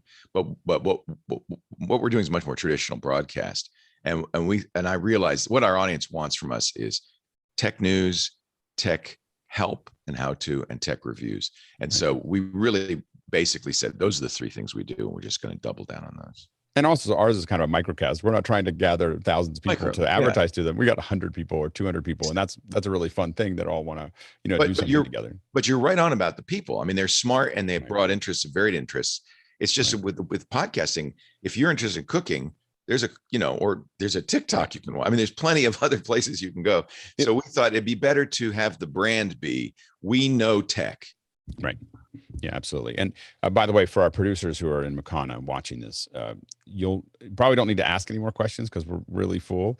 You probably need to focus your energy on voting on the questions because we're not going to get to the bottom of these questions by the end. As long as you need me. I apologize for not coming in at 6:40 a.m. That's fine. The mic test. That's all good. I woke up. I looked at the clock. I said, no. Well, I think during the second hour or during the first hour, I sent off an email just to make sure that you were there. I got it. Lisa says early. Alex wants to make sure you're going to show up. I said, as soon as I can figure out how the hell to get in there, I'll be there. Yeah, I exactly. actually had to search through my old email. I sent you a bunch of messages, but I searched through my old email to find the Zoom invite. Yeah, absolutely. All right, next question. Hazmek Gajar, friend from Cape Town, South Africa, says, Leo, you have very eminent personalities on MacBook Weekly with Alex, Renee, and Andy. These are strong personalities. How have you managed your guests to moderate MacBook Weekly as a Twitch show? It's there's a subtext on that question. That is an interesting and deep question. I'm looking, obviously, the last thing I want on any of our shows is a shrinking violet. In fact, we often coach people before they come on and say, you know what, you're going to have to jump in. Nobody's going to let you in. You can't be quiet. You have, and if somebody's nervous, and often when people are nervous, they either ramble or they're shut up. And I've seen people just not participate. So we want those kinds of people. And of course, the regulars are the worst. In fact, they get worse all the time and more unruly all the time. At this point, Jeff Jarvis has decided he's running the show on Twig, and he's just going to do whatever he wants. And frankly, I think people enjoy the orneriness of it. And it's a little bit like herding cats. At this point, and you'll actually, if you're aware of it, you'll hear me sometimes just sit back and shut up, because when Andy goes off on one of his tangential metaphorical sprees, there's nothing I can do. I used to try to control it. Then people say, "You stop interrupting him. He's, Alex is saying something really interesting," and so sometimes I will, because I'm trying to get the conversation to flow around a topic, but often the best policy is just to shut up. It's moderation when you're dealing with these people is a task of kind of gentle persuasion and diplomacy. You can't try to herd these people. Well, but that's what I want. I don't want it. And you speak, Alex, you're the one who's getting herded. How do you feel? No, I'm always like, I get these emails like, I can't believe that Leo always cuts you off. I'm like, that's his job. Like, if he didn't do that, I would say actually less, because I'd be always worried that I'm speaking too much. I'm like, if I'm speaking too much, Leo will cut me off, and so that's what happens. If I feel like you've said something more than, if like you're starting to repeat yourself, that's when I'll cut you off. And it's hard because we're talking about these things in real time, and it's not like we prepped it. It's not like we wrote it.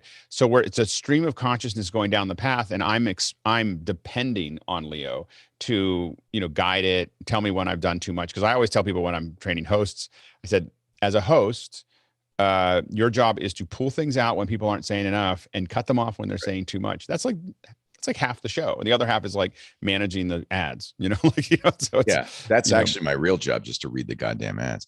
I remember hearing an interview, or maybe somebody was talking to Terry Gross, who is, I think, one of the greatest interviewers of all time on NPR's Fresh Air. It's actually not NPR, it's public radio's Fresh Air.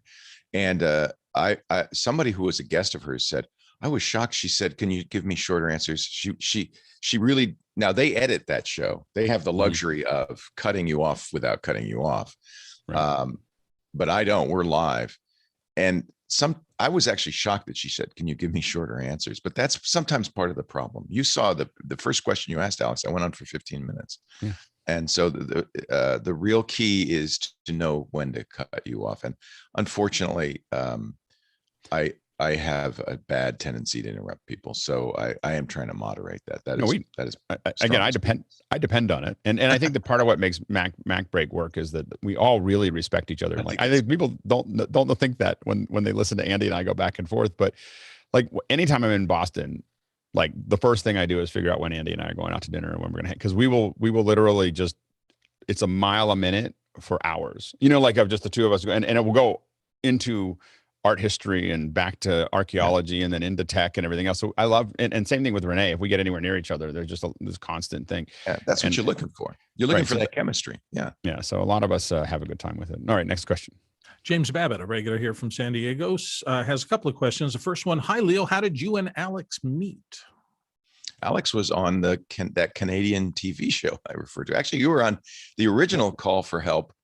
We had a Pixelcore member, Peter, and I was trying to think of Peter's last name off the top of my head, but Peter, he worked at, I can't remember, I think he was a PA or he might have been more higher than that in tech TV. And he said, hey, we have this show. They're always looking for guests. Are you interested? Peter Hammersley?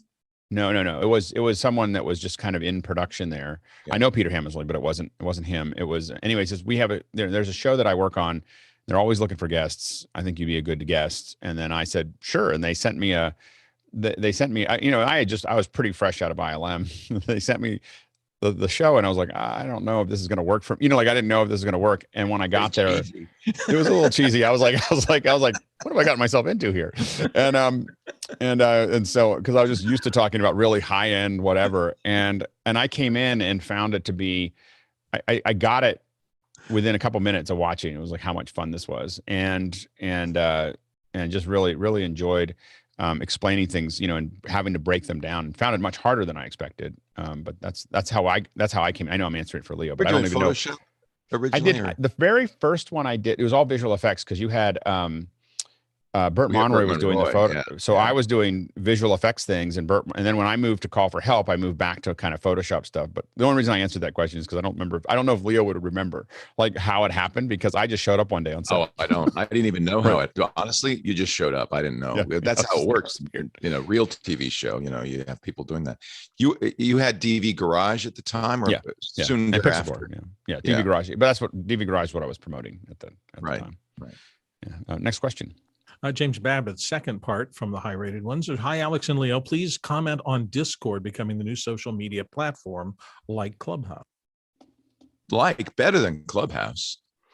Honestly, as I use Discord, I realize it's better than Facebook. In fact, I've asked my family, we should just do a Discord server that's the family server. You'd post everything you'd post on Facebook, you post here. My problem is my millennial kids want the audience. They're not, so they post on social media, not as a way to talk to family. That's how the older people want to use it. They want to use it as to create a brand and an audience. Yeah, following. So Discord is great for the former, not for the latter. Obviously, they're going to create a following on Discord. But I think for many people, it's certainly what we've discovered in our club TWiT Discord it is a community that is better than any other social network because of the variety of it's a deep platform as people can use it easily, but as soon as they get into it, the ability to do the stage, which is the Clubhouse clone, but also audio rooms. Discord I think it's well managed. Whoever's doing it is the product. People are really smart about the features they're adding. And I think it is the new social network, honestly, for people who look for a social network, not brand building, obviously. For now, I mean, I think that brands should be having more. I think should be thinking about that kind of discussion. I think that building that relationship. I think that we're really too retail is the problem. It's not so wholesale, Yeah.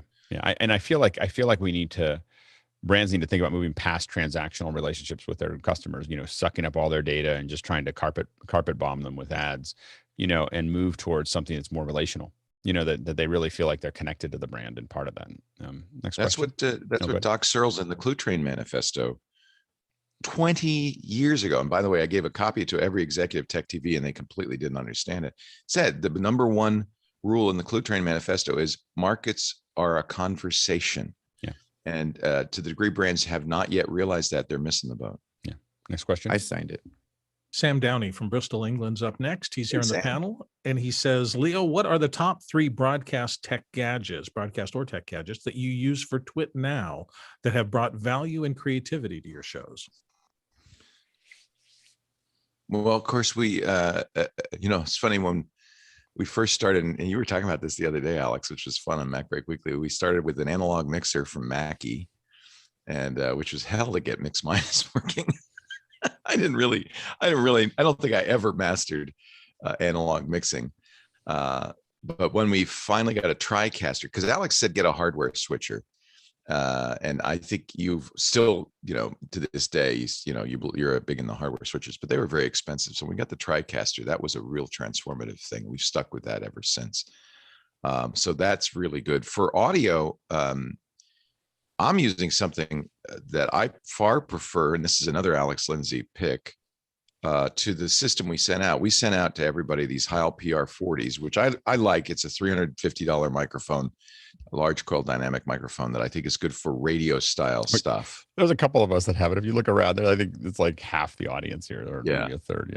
Yeah. Bob Heil loves me because, but I found out about this at the second Podcast Expo. We got the Podcast of the Year award, and it was one of these. And I did a show from there, and I kept going like this. I said, "This is a great mic. I like this mic. I want to use this mic more." So I really liked how it made me sound. So we ended up settling on that. So that was a big deal. The TriCaster is a big deal. Both are kind of, I think, associated with our brand. But at home, and so we sent out these with a Scarlett, Focusrite Scarlett, and a nice arm, not the arm that Alex recommends. Unfortunately, we can't afford that, but a Heil arm. And what I use at home, the Sound Devices MixPre, is fantastic for.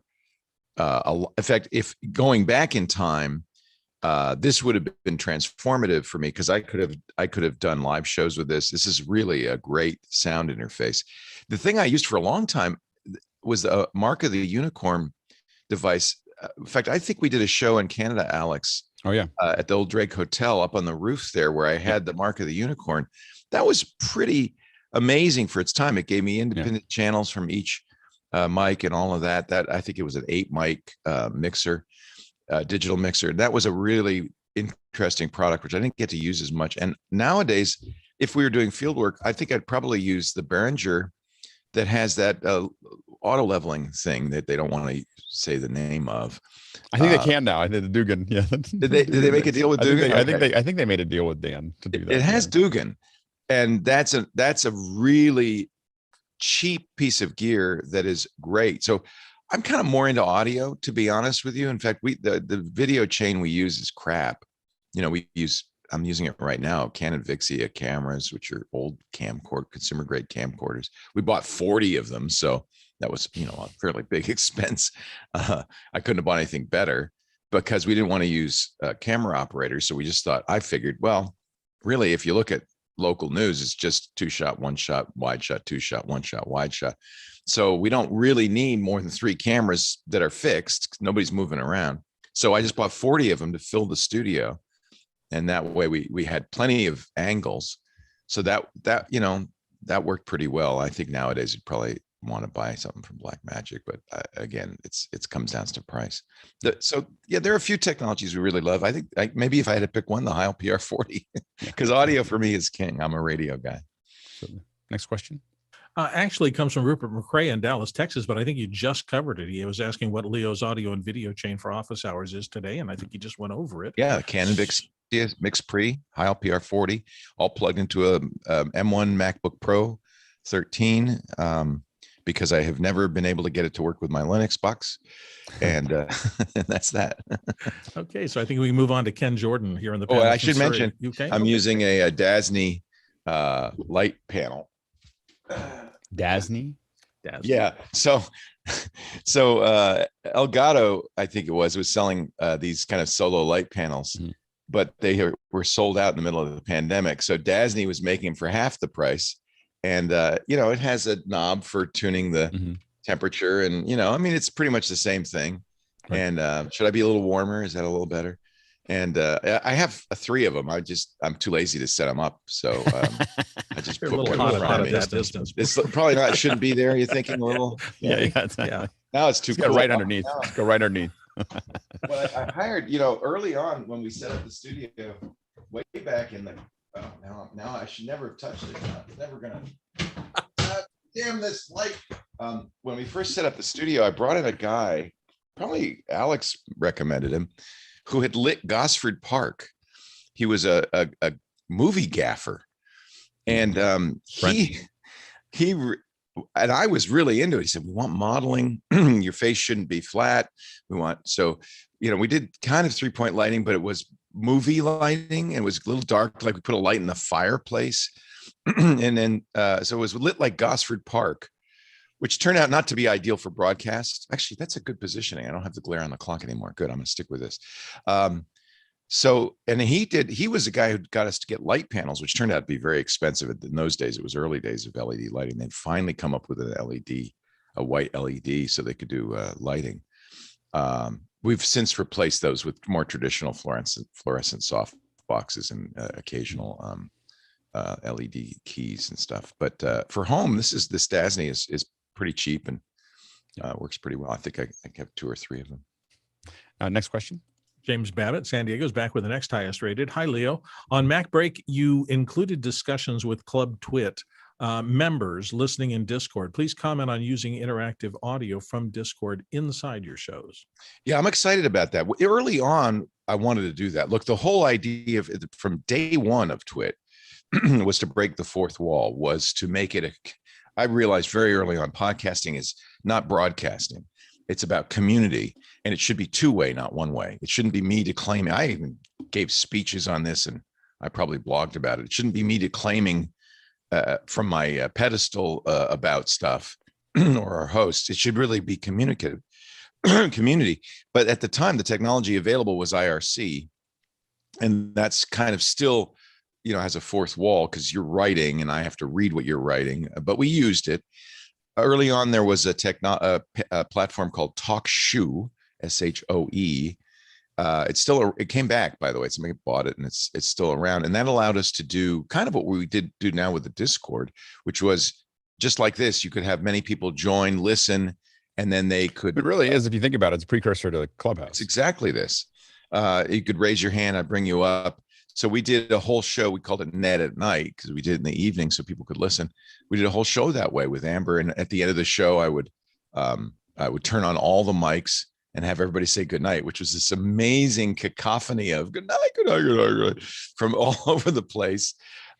So that was very early on. That was 10, 11, 12 years ago. But the technology just didn't exist. But I always knew there has to be a way to make this community not broadcasting. And so Discord is absolutely it. In fact, it's sad because it is paywalled. That part is paywalled. I still have the free IRC, but it's a little, I would love it if I could get, but I don't want to, with Discord, you're brave, Alex, to do a Discord yours is almost open. And there are other people doing actually open Discords. And I think the real problem with that is trolling and spam is just out of control. Or why we make it hard. To get to ours, make it hard enough. Yeah, you kind of go through. $7 is good too. There's one troll who is just persistent as hell, but apparently not too cheap to spend the $7 to join the club. So, we've found. I think I just turn on the mic and say, come up on the stage. What's your question? And it's worked pretty well. So I don't use it in all the shows yet, or maybe won't. I don't think Security Now lends itself to that. Steve doesn't like to take off the cuff questions. But for MacBreak Weekly, for Twig, for Windows Weekly, it really works. It's exactly what I always wanted to do. Yeah.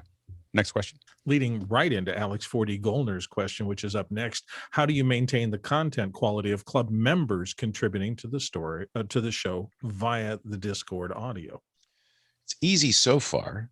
I don't have to be a dictator like Alex yet, but we only have, I think the Discord has around 2,000 members now. If it gets, and I presume that it's interesting, not everybody who joins Club TWiT joins the Discord, but it's a pretty high percentage. I don't know, it's more than half. So it's going to get bigger and bigger, and that may be then we'll have some issues. But right now, the people listening all have decent mics. The levels are kind of all over the place. It's not perfect, but I think I always trust people, and my guess is that as people hear more and more of it, they will get what we want and what we're looking for, and they're kind of incented to sound good themselves. So I think it's going to work out. Absolutely. Next question. We'll see. Alex is right back with another one, and he says, what aspects of radio broadcasting would you like to integrate with podcasts and online communities? Well, in a way, I mean, that's what I brought to it was radio, right? What I had done for 30 years before we started podcasting was broadcast radio. So, and talk radio specifically. So I kind of knew that medium. What really has happened is that podcasting has, as I mentioned, changed it from broadcasting to a kind of more community focused thing. And I think that's really what's going on. Is it's actually the evolution of radio into something much more, I think, much more compelling. And if you look at the variety of podcasts that are out there, everything, I always wanted to do radio drama. Alex knows this. I always wanted to do radio drama. People are doing it. You know, I always thought the best way to end a podcast is with a cliffhanger. If I can only figure out how to do that. You can't do it in nonfiction, but you can do it in fiction. So I think what we're seeing really is a resurgence of radio. Or in the early days of radio, there was all sorts of interesting stuff going on. I think that's what's happening in podcasting. It's fantastic. It's the return of the spoken word as a medium in a way that no one in radio ever imagined. Everybody in radio thought TV is going to put us out of business. And in fact, it's quite the opposite now. Next question. And Puit of San Francisco has a random observation and question. The practical props you see on set are always cool to see, even the Nixie tubes you just added. What are some of your favorite gadgets or props you've received for the studio? Oh my God. It was really sad when we moved from the brick house, which had 10,000 square feet plus a 10,000 square foot basement, which Alex is intimately familiar with. It was so big. Father Robert actually, without my knowledge, built a nest down there. Do you remember that? They had a man cave down there with all sorts of stuff, including there were the sleeping areas.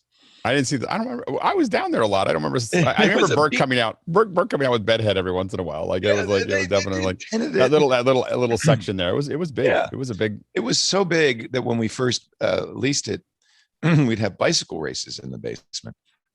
The basement though was not up to code. It was the ceiling was so low because it was built 150 years ago or something that the sprinkler system would have hit you in the head, and so they couldn't. We actually at the time didn't have to pay rent for it.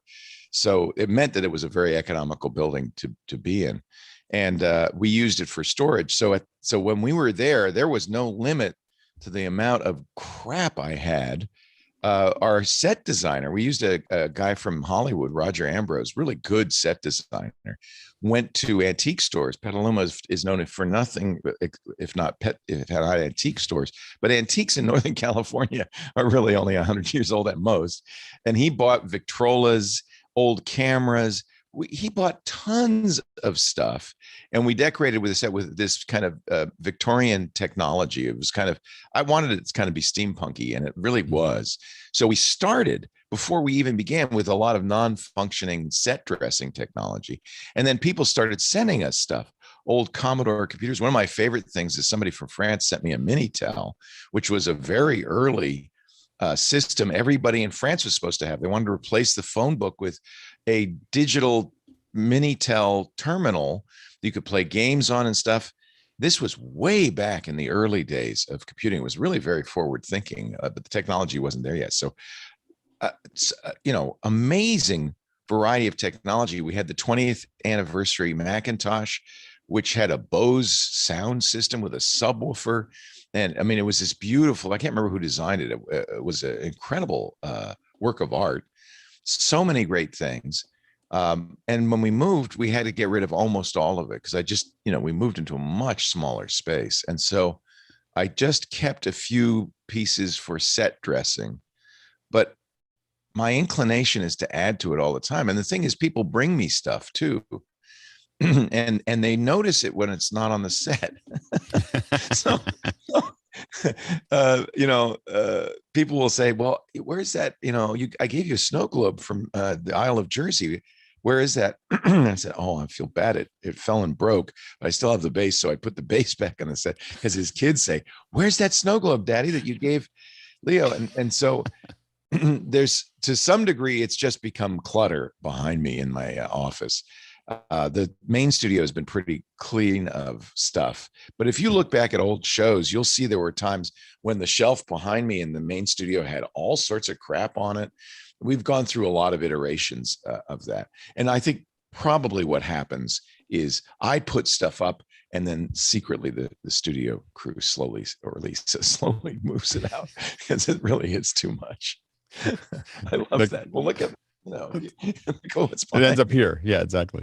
It ends up in my house. Yeah. I actually, because I want to stream Valheim, I brought a bunch of hats home because I have more than 100 hats that I've collected over time doing iOS Today, because we used to wear hats at the end of the show, and I don't do that show anymore. So I brought home a bunch of hats that were suitable for Twitch streaming. So those will recur. Next question. John Puit of Huntersville, North Carolina, often on the panel in the show here, says, what's your most surprising thing you've learned while rolling out Club TWiT? I'm Discord for sure. I knew there'd be a lot of interest in ad-free. Lisa and I thought that's going to be the selling point, as I mentioned, but I had no idea. I knew we had a great community. I had no idea how well Discord would facilitate that community. Yeah. It's been amazing. And, Alex knew this before because he's using it too. And it's so great. And I have to admit, I was like, I was still also the same way. When we started office hours, I was like, I don't know how this is going to go. And I don't know if it's going to work. And there was a couple folks here that were really championing it. And so then we went and started researching it all. And we all came back, the same thing that you did. Everyone came back with the same answer, that Discord was the right one to use. And we turned it on, and it's been, this wouldn't exist without it, what we do. It's really interesting to see, when you cover technology, something comes along, you go, that's done. There's something about it. It clicks. It's right. It's going to be, I remember when Instagram started, I joined immediately, and the first picture I posted, it was like, this is something, they've done this right. And that's the feeling I get with Discord. So that's been the surprise for me. I mean, I knew we had a community because we had the IRC and it was great, but this is that on steroids. It's incredible. Absolutely. Next question. Sam Downey, Bristol, England. What TWiT studio features do you like best, Leo? TWiT Cottage, TWiT Brick House, and TWiT Eastside.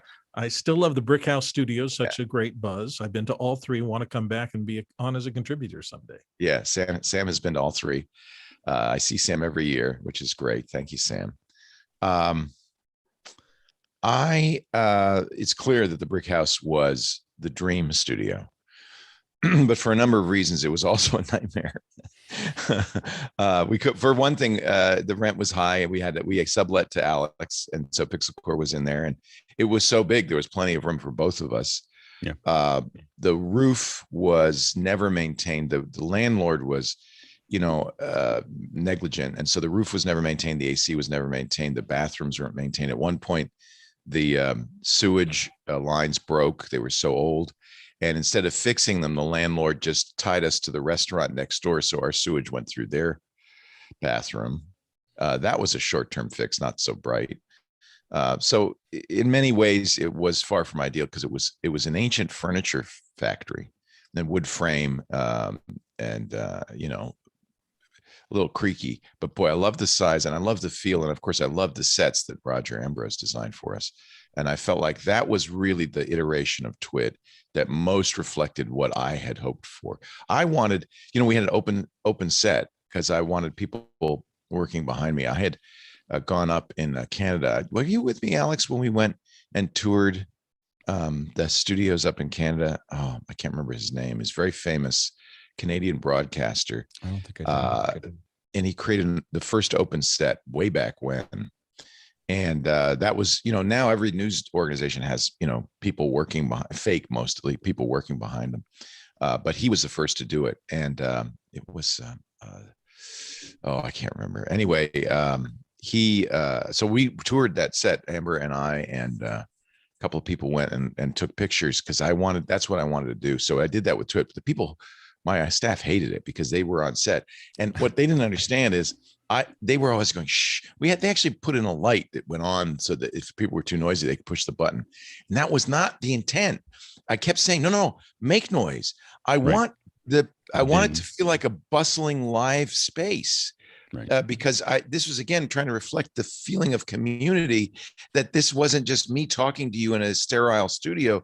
This was real and live. And so it was a storefront. Unfortunately, because it was west facing, the light came streaming in, and we had to really kind of treat it so that it didn't blind people. But I had hoped that we'd have a storefront that people would be standing outside, peering, pushing their nose against. At one point, when we first opened the studio, I got an email from a viewer who said, "You guys, what's going on? I saw a guy walk by with a spoon in his hand, obviously going to lunch. This is not a studio." I said, "That's it. That's exactly right. I want people walking around. I want noise. I want you to feel like you're in a." I remember early on in broadcasting, I was told that if you can communicate a sense of place, because especially with radio, radio is the theater of the mind. You just have a voice. And so there was a guy, San Francisco broadcaster named Al Jazzbo Collins. He was a late night broadcaster who came from the purpleness of the grotto. He pretended he was in a grotto that was in the basement of the radio station, and he had an owl in there. And he painted a picture of this that was so beautiful that when you listened to it, you saw the grotto. And that was what I wanted to create.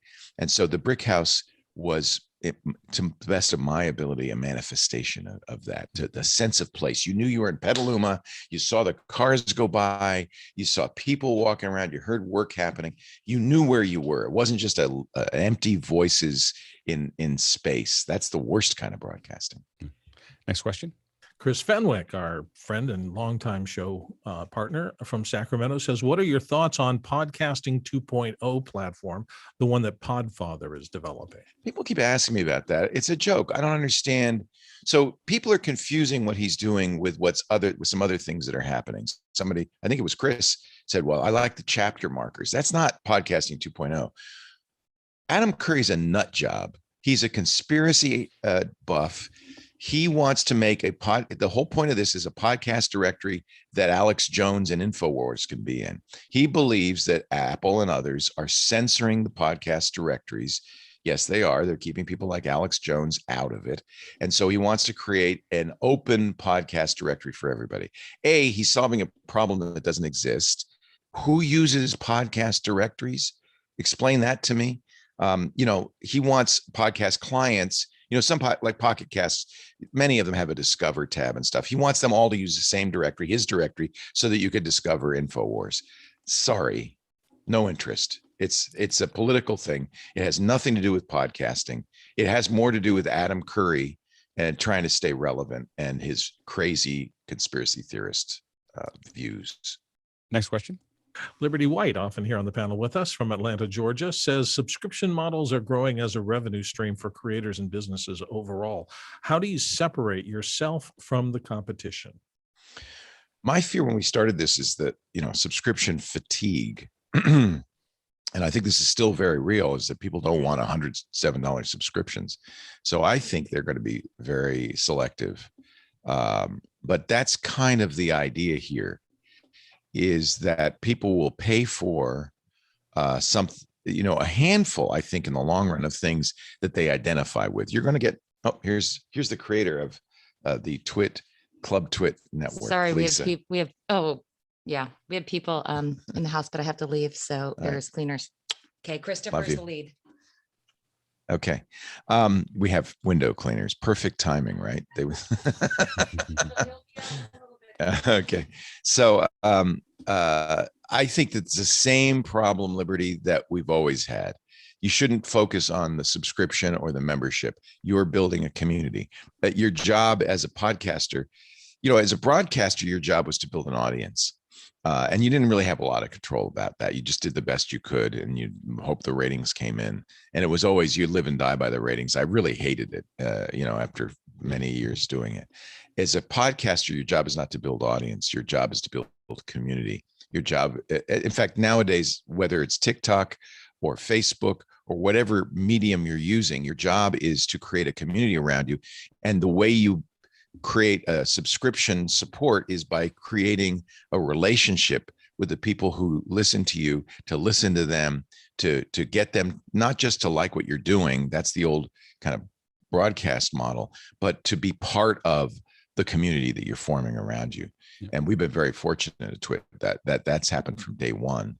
It was always in my mind this was important, and I don't think I would attempt a subscription model if we hadn't achieved that sense of community.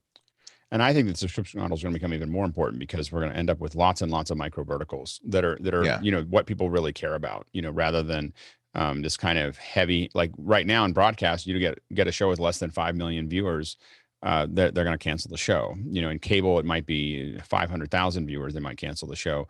But here, you could many people could happily have a little project that they're doing where they have 5,000 viewers or 2,000 viewers that are excited about that one thing. And then they can, I think that's exciting. It's not broadcast, it's narrowcast. It's specific to the audience. Yeah, absolutely. And that way it serves the audience better. Exactly. The audience is getting exactly what they want. Look at the complaints about mainstream television. It's god awful because it's got to be broad. It's bland. Next question. Comes from Ken Jordan, who's here on the panel from Surrey in the UK. And Ken's brave enough to ask the big question. Leo, did you ever find the password for your Bitcoin wallet? No. Here's my theory on this.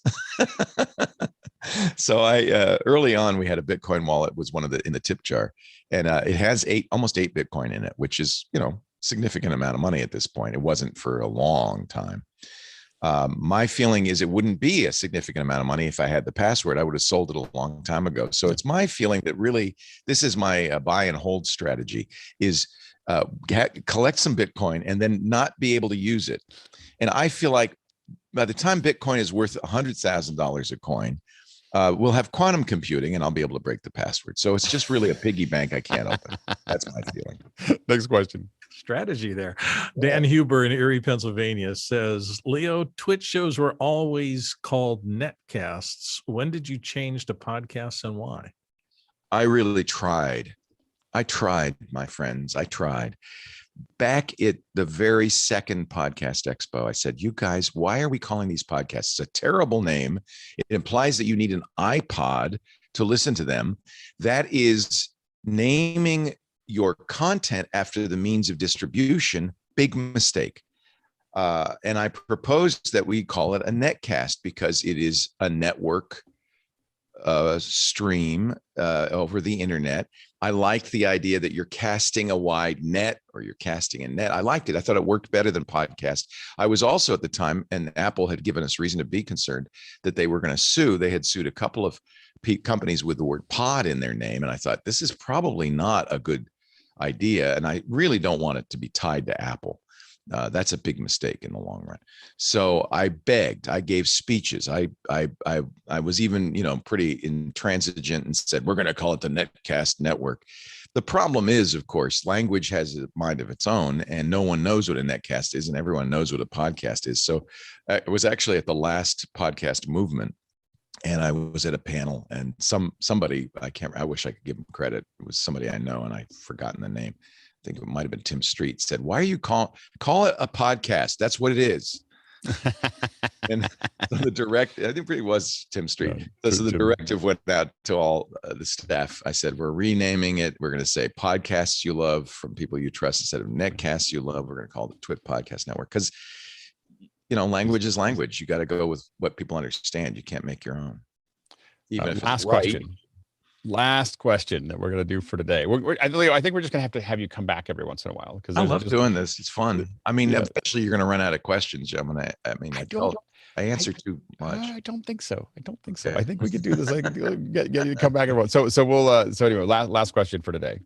Okay, the last one comes by random vet to Aaron Huslidge of Durham, North Carolina.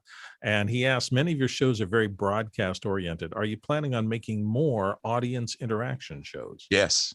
Well, I mean, the radio show I do is call in.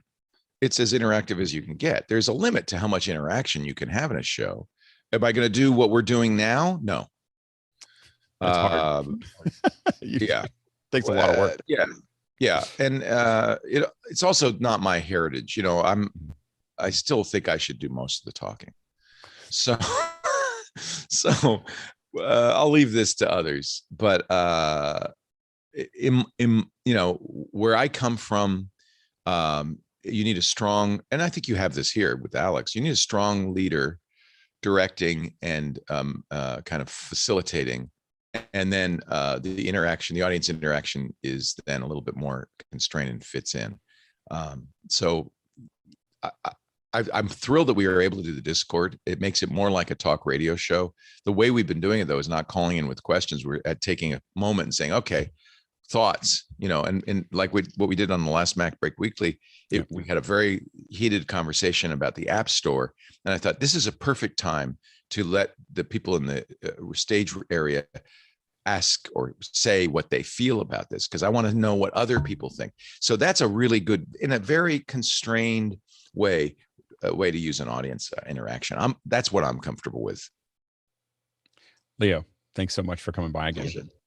It was really, really great. And I hope a lot of people jump into Club Twit. I think that I think it's a really great format. You know, so hopefully it's fun. You know, honestly, I'm a terrible marketer. I hate marketing. So I would never solicit you to join. But if you want a community of geeks and enthusiasts talking about tech and tech adjacent topics like anime and sci-fi, it's really been a great community. It's really been a lot of fun. Honestly, I only want people who really want to join. I don't want to talk you into it. If I have to talk you into it, I don't want you. Not only do I not have to talk, do I not try to talk people into it? I make it hard. Like talk people you out of it. You have to go in. You have to go to this island, and then you have to go over here, and then you have to swing through the forest, and then you might be able to get in. That's actually brilliant marketing, by the way. You know, people only want to join a club that doesn't want them as a member, right? Yeah, exactly. Well, it keeps it clean. Keeps a good group. Yeah. That's the problem. You don't want the general public. You want us. Yeah. Absolutely. You don't want them. Anyway, thanks again. I'll see you. I'm actually off for a couple of weeks. I told the guys I have to do production, but I'll see you soon. Work. And for everyone else watching, for our producers who are asking all the questions today, great work. Another great show, 400 and some in. And for our panelists, great answers, great conversation, really well done. So thank you very much. We're going to jump into the post show. And otherwise, we'll see all of you tomorrow. We're talking about super sources. So stay tuned for that. All right. Thanks, Leo. Bye-bye. Thanks, everybody. Alex. Thanks, everybody.